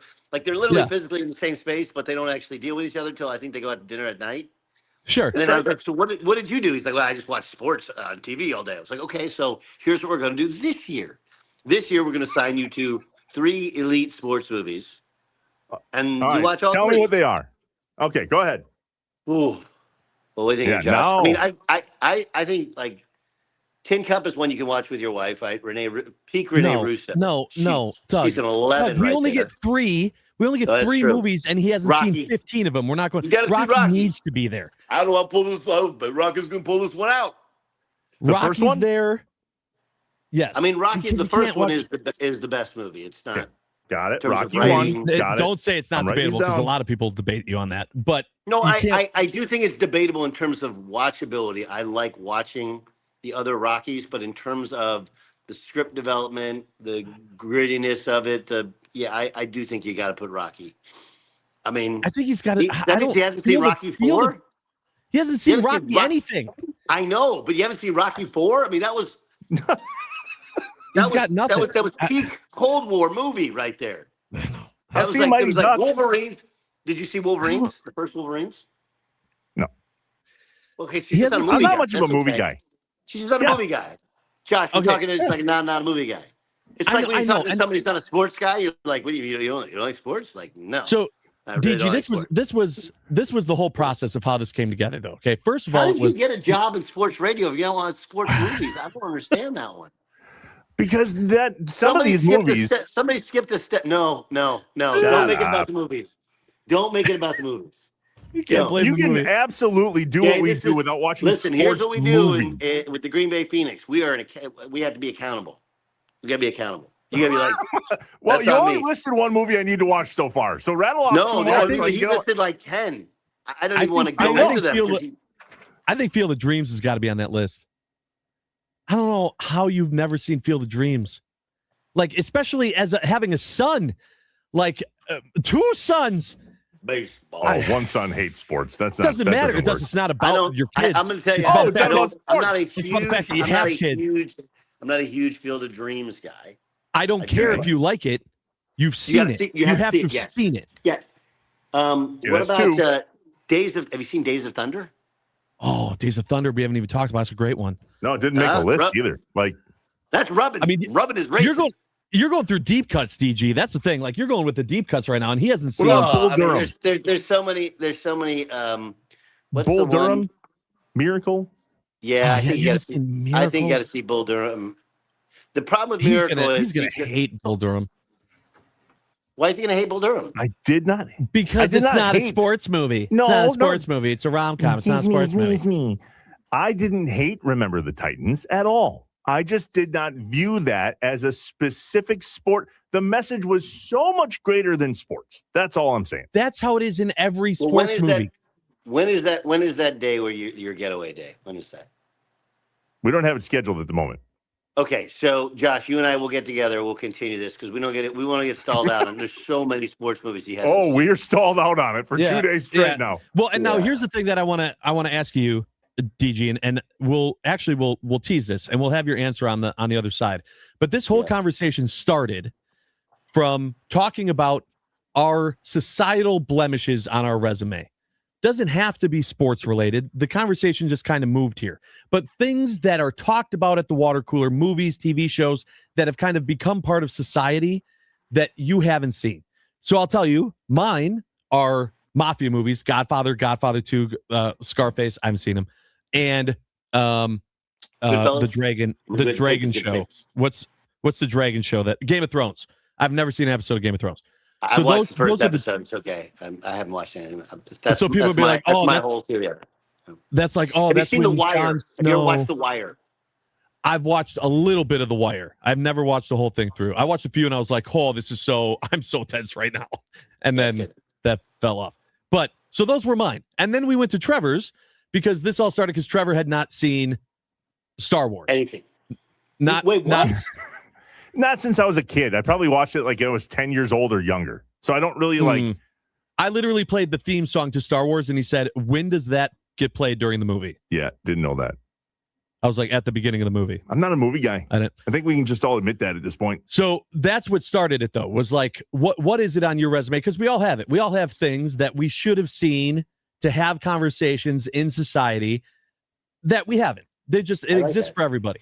And so that was how I started the conversation. And then our listeners took it completely into sports. So not necessarily That's for when the fight sports, started. but on the other side, DG, I want to know, what is your societal blemish and your resume? I already know it. I already know it. All right, well, hold it. Yeah. Hold. And we're also going to go after, amongst other things, like what is a college basketball coach doing this time of year? But also, I just got a little insider information about what you think is the best Christmas movie, and it's crap. Ooh, that's a good I'm main getting topic. texts on the side. You're darn right I am. It's All right. Inside Wisconsin Sports with Trevor and Josh, live from the Wisconsin Sports Radio Network studios, powered by the Potawatomi Sportsbook. Stick around. So too is DG. Segment 2 on the way.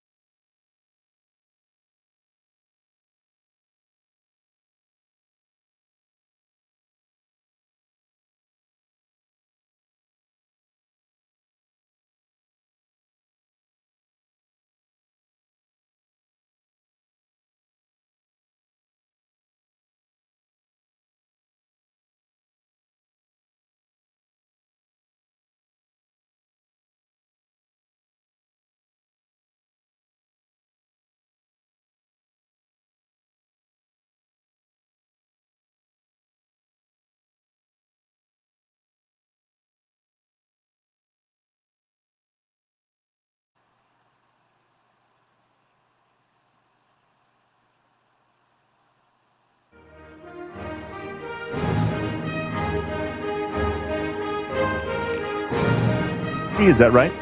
What's that? You said this is a compilation of a sports A movie? composition. This is an instrumental. There's no words. You know what movie this is from? No. Doug, do you know what movie do you this know is what from? movie this is from? Hoosiers. Nope. Rudy. Yeah. Rudy. Oh, Rudy. Rudy. Rudy. Boy, never would have got that one. Inside Wisconsin Sports with Trevor and Josh. Doug Gottlieb, the head coach of UW Green Bay men's basketball team, joins us. One more quick take on a movie thing, and then we're going to dump it and move on. I got one for you too. The fact that you don't know who Jimmy Chitwood is, or pulling a Chitwood, like you can't say pulling a Chitwood. You don't know that.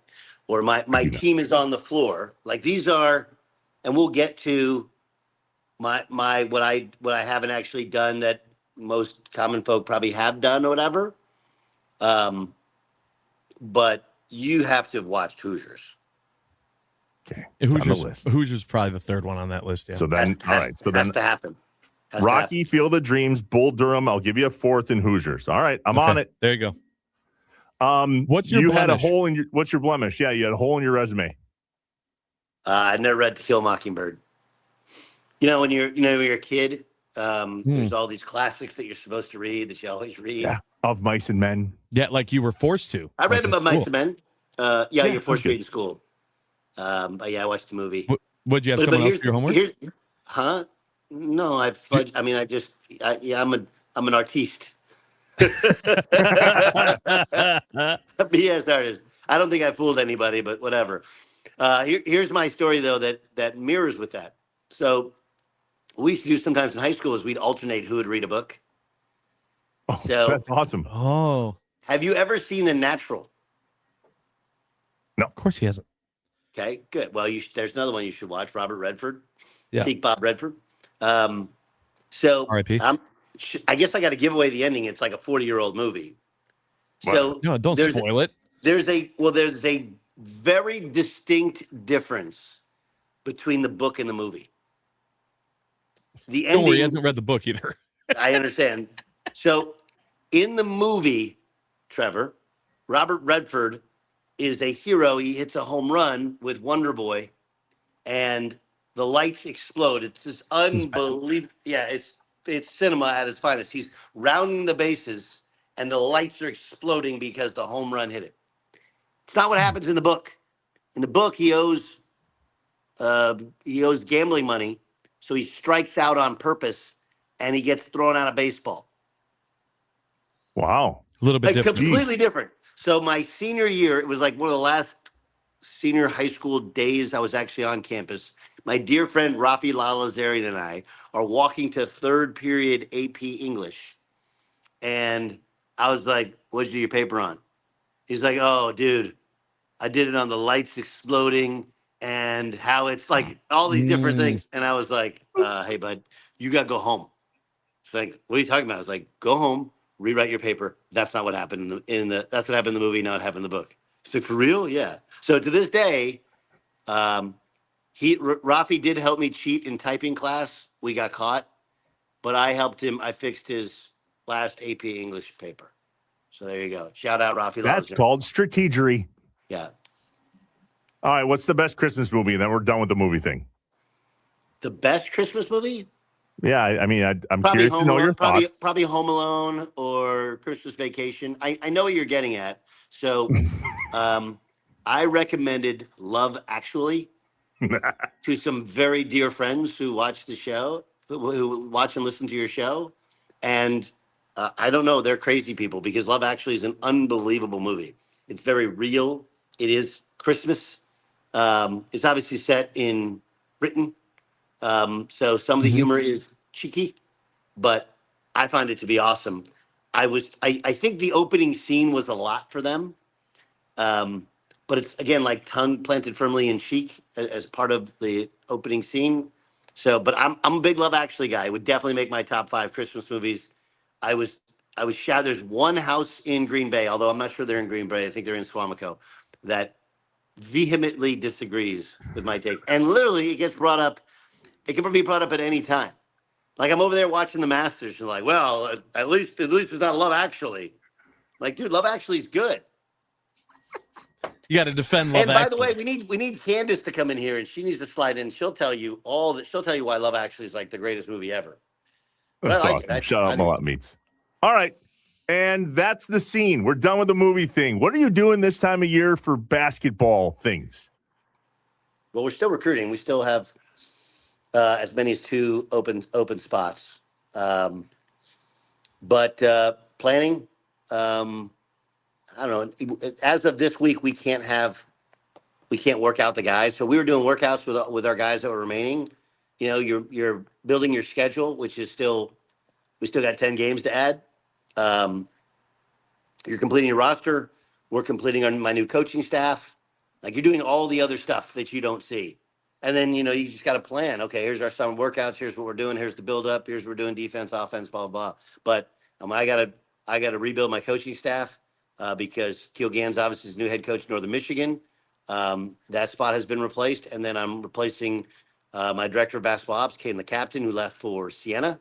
And then I'll likely add one more to my staff that we'll get to kind of in future days. So staff has got to change, still adding to the roster and tinkering with the roster, making sure these guys, I don't know if you saw, but Detroit Mercy went on APR probation again, where they can't be in the tournament next year. That was like Josh Boone's biggest fear. I'll tell you about our situation regarding it. So got to make sure these guys get through. The guys that are leaving, they find a new spot. Build up your roster, build up your schedule, fix your coaching staff, and then plan for the summer. Got it. Interesting. So I was going to ask you about that. Yeah. So the APR tell us about that. So APR, the simplest explanation for it, APR is academic progress review, and after every year you get a score, and the score is based upon, just break it down really simply. Are your players all eligible? Mm-hmm. And then do you retain them? If you don't retain them, in order to retain their points, their eligibility points, they have to get a 2.5 or above, I believe, to transfer, and maybe a 3.2 and above to transfer to junior college, so you can actually lose points. So what people don't know about my first year, and like, nobody cares about your problems, right? I inherited the APR probation. We could have missed the tournament, which, again, 4 wins, we probably should. But it's really hard to get guys to commit to a school. You're like, hey, we're not going to play in the Horizon League tournament. Right. We have no shot to go in the NCAA tournament. Like, we're all just playing to win individual games. So when you go on probation, now they're not going on probation. They're missing. Detroit won't go to the Horizon League tournament, won't go to the NCAA tournament. When you're on probation, normally you have a 20-hour practice week. 6 days, 20 hours, you do the math. And that includes lifting, film, anything else you do. You get 20 hours. When you're on probation, you get 16 hours, 5 days. And on that 6th day, you have to do something academic related for the 4 hours. So we did 4 hours. Everybody had 4 hours of study hall. Additionally, what made it difficult was you can't get rid of guys. Like, if a guy is not performing academically, basketball-wise, or attitude-wise, if it doesn't work, you can't just go like, hey, dude, you're done. You can't, because every guy has 2 points. And if you lose more than 2 points from your 13-man roster, you're back on the cycle of probation again. So there's a lot of massaging of it. It was very, very difficult. We had a player, I'm not going to name him, but he was struggling on the court, mentally, off the court. And he actually ended up withdrawing at the end of the first semester. And the withdrawal, because of how we did it ended up saving those 2 points. So you got to protect your points with everything you got and kind of sacrifice the season. And that's really what happened to us. And I would guess that's what's going to happen to Detroit Mercy moving forward.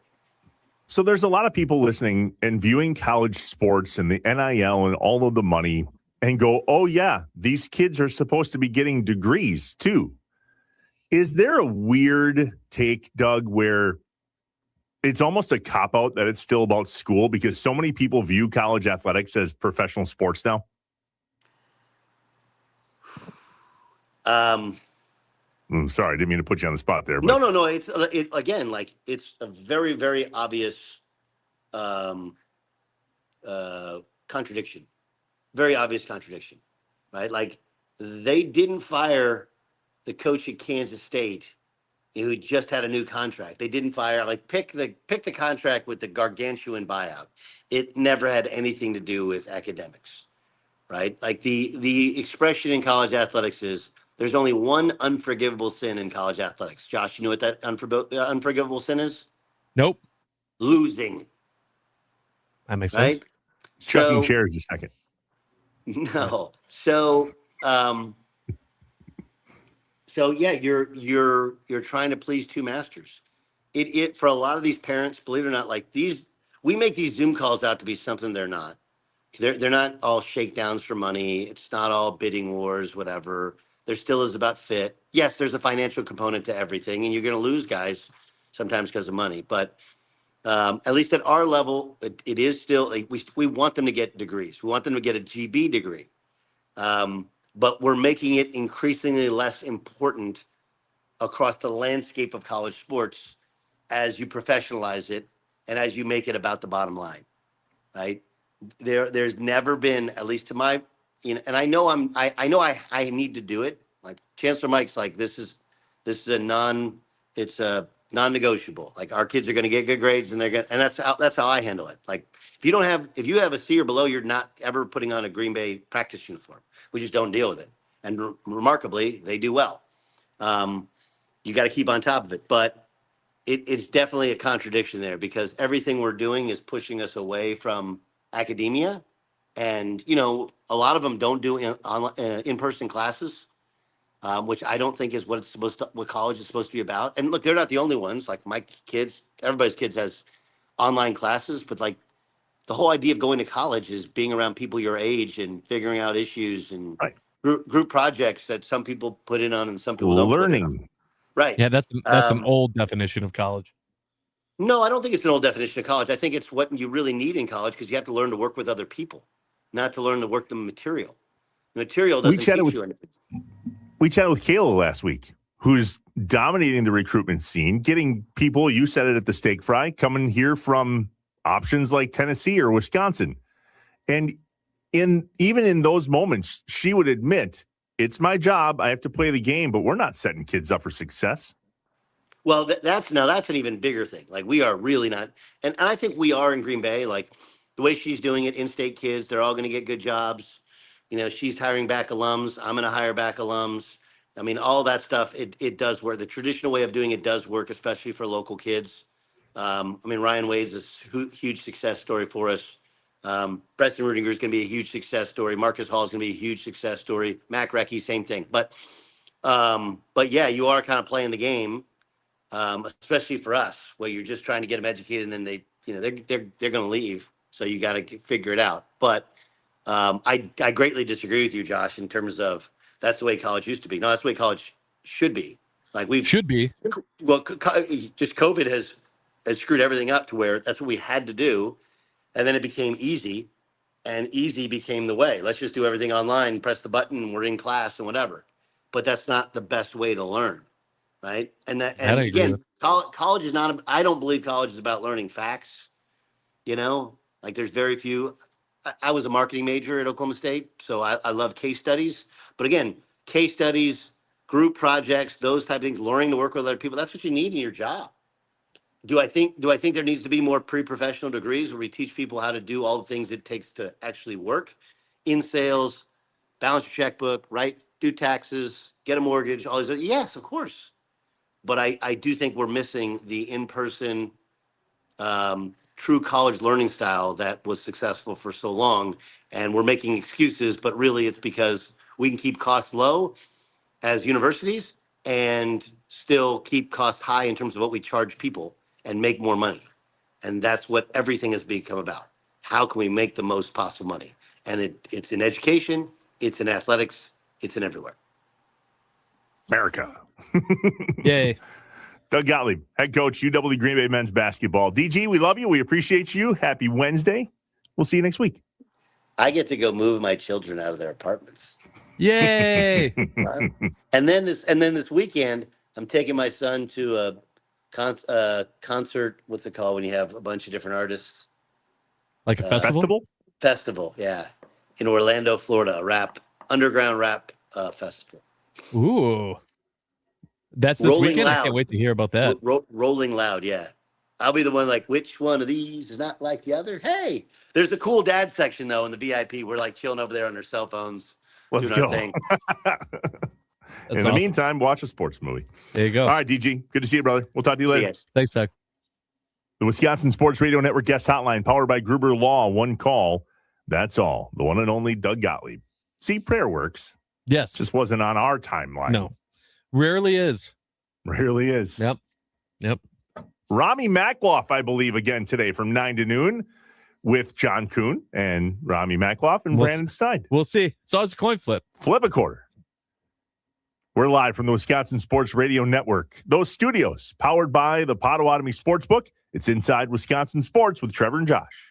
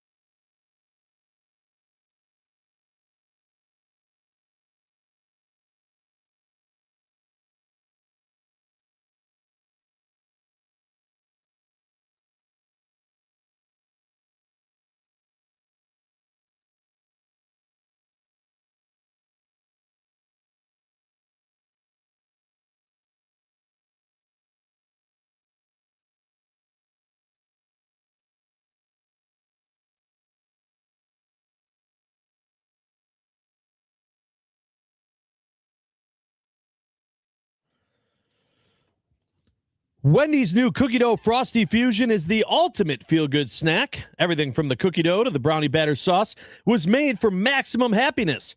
Go grab a new cookie dough frosty fusion today and get that dopamine flowing. For the ultimate feel-good snack, it's got to be Wendy's. That camera hates you over there. Yeah, it live does. on YouTube, live on Twitter. Ah, there we go. Joining us now on Inside Wisconsin Sports with Trevor and Josh, Rami Makloff from 9 to noon with John Kuhn and Rami Makloff. No, not today. There will be no John Kuhn with us. No John Kuhn once today. Again today. Yeah, he's back tomorrow, though. He's back tomorrow, and I'm guessing he'll be the one jumping in to visit with you guys because I know you're sick of me. You know what I mean? No offense. No offense. We hope so, too. All right, so Josh brought something up earlier, and I want to get your take on this. There's a significant art to stand-up comedy. What was one of the first things you had to learn? Because being funny is only a part of it.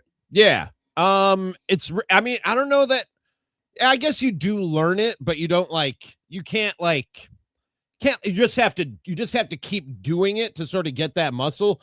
There is a skill to stage presence. You know what I mean? And just having beyond just the material, having something about you. I don't want to say aura because that word has gotten kind of delivery. It's the delivery. I think delivery is different from stage presence. You've got to give off something. I'm going to say vibe. You got to give off something that makes people care about what you're saying up there. You know what I mean? Rami, I don't do stand-up. I've never done stand-up. I've never done like an open mic night, but I love stand-up. And I listen, like when most people are listening on Pandora or something to music, I listen to stand-up comedy. Yeah. And there are a lot of comedians that people love that I cannot stand just based on delivery. Like when Dane Cook was huge, I could never, I'm like, he's just shouting. What? what? I'm just going to talk and then just scream at you.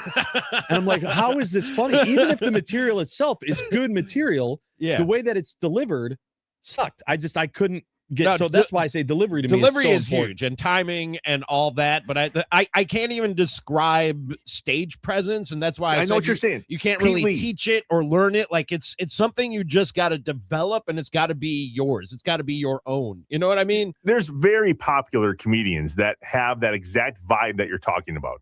Nate Bargatze is a great example of the vibe on stage. Pete Lee has a very Wisconsin vibe to him. Yes.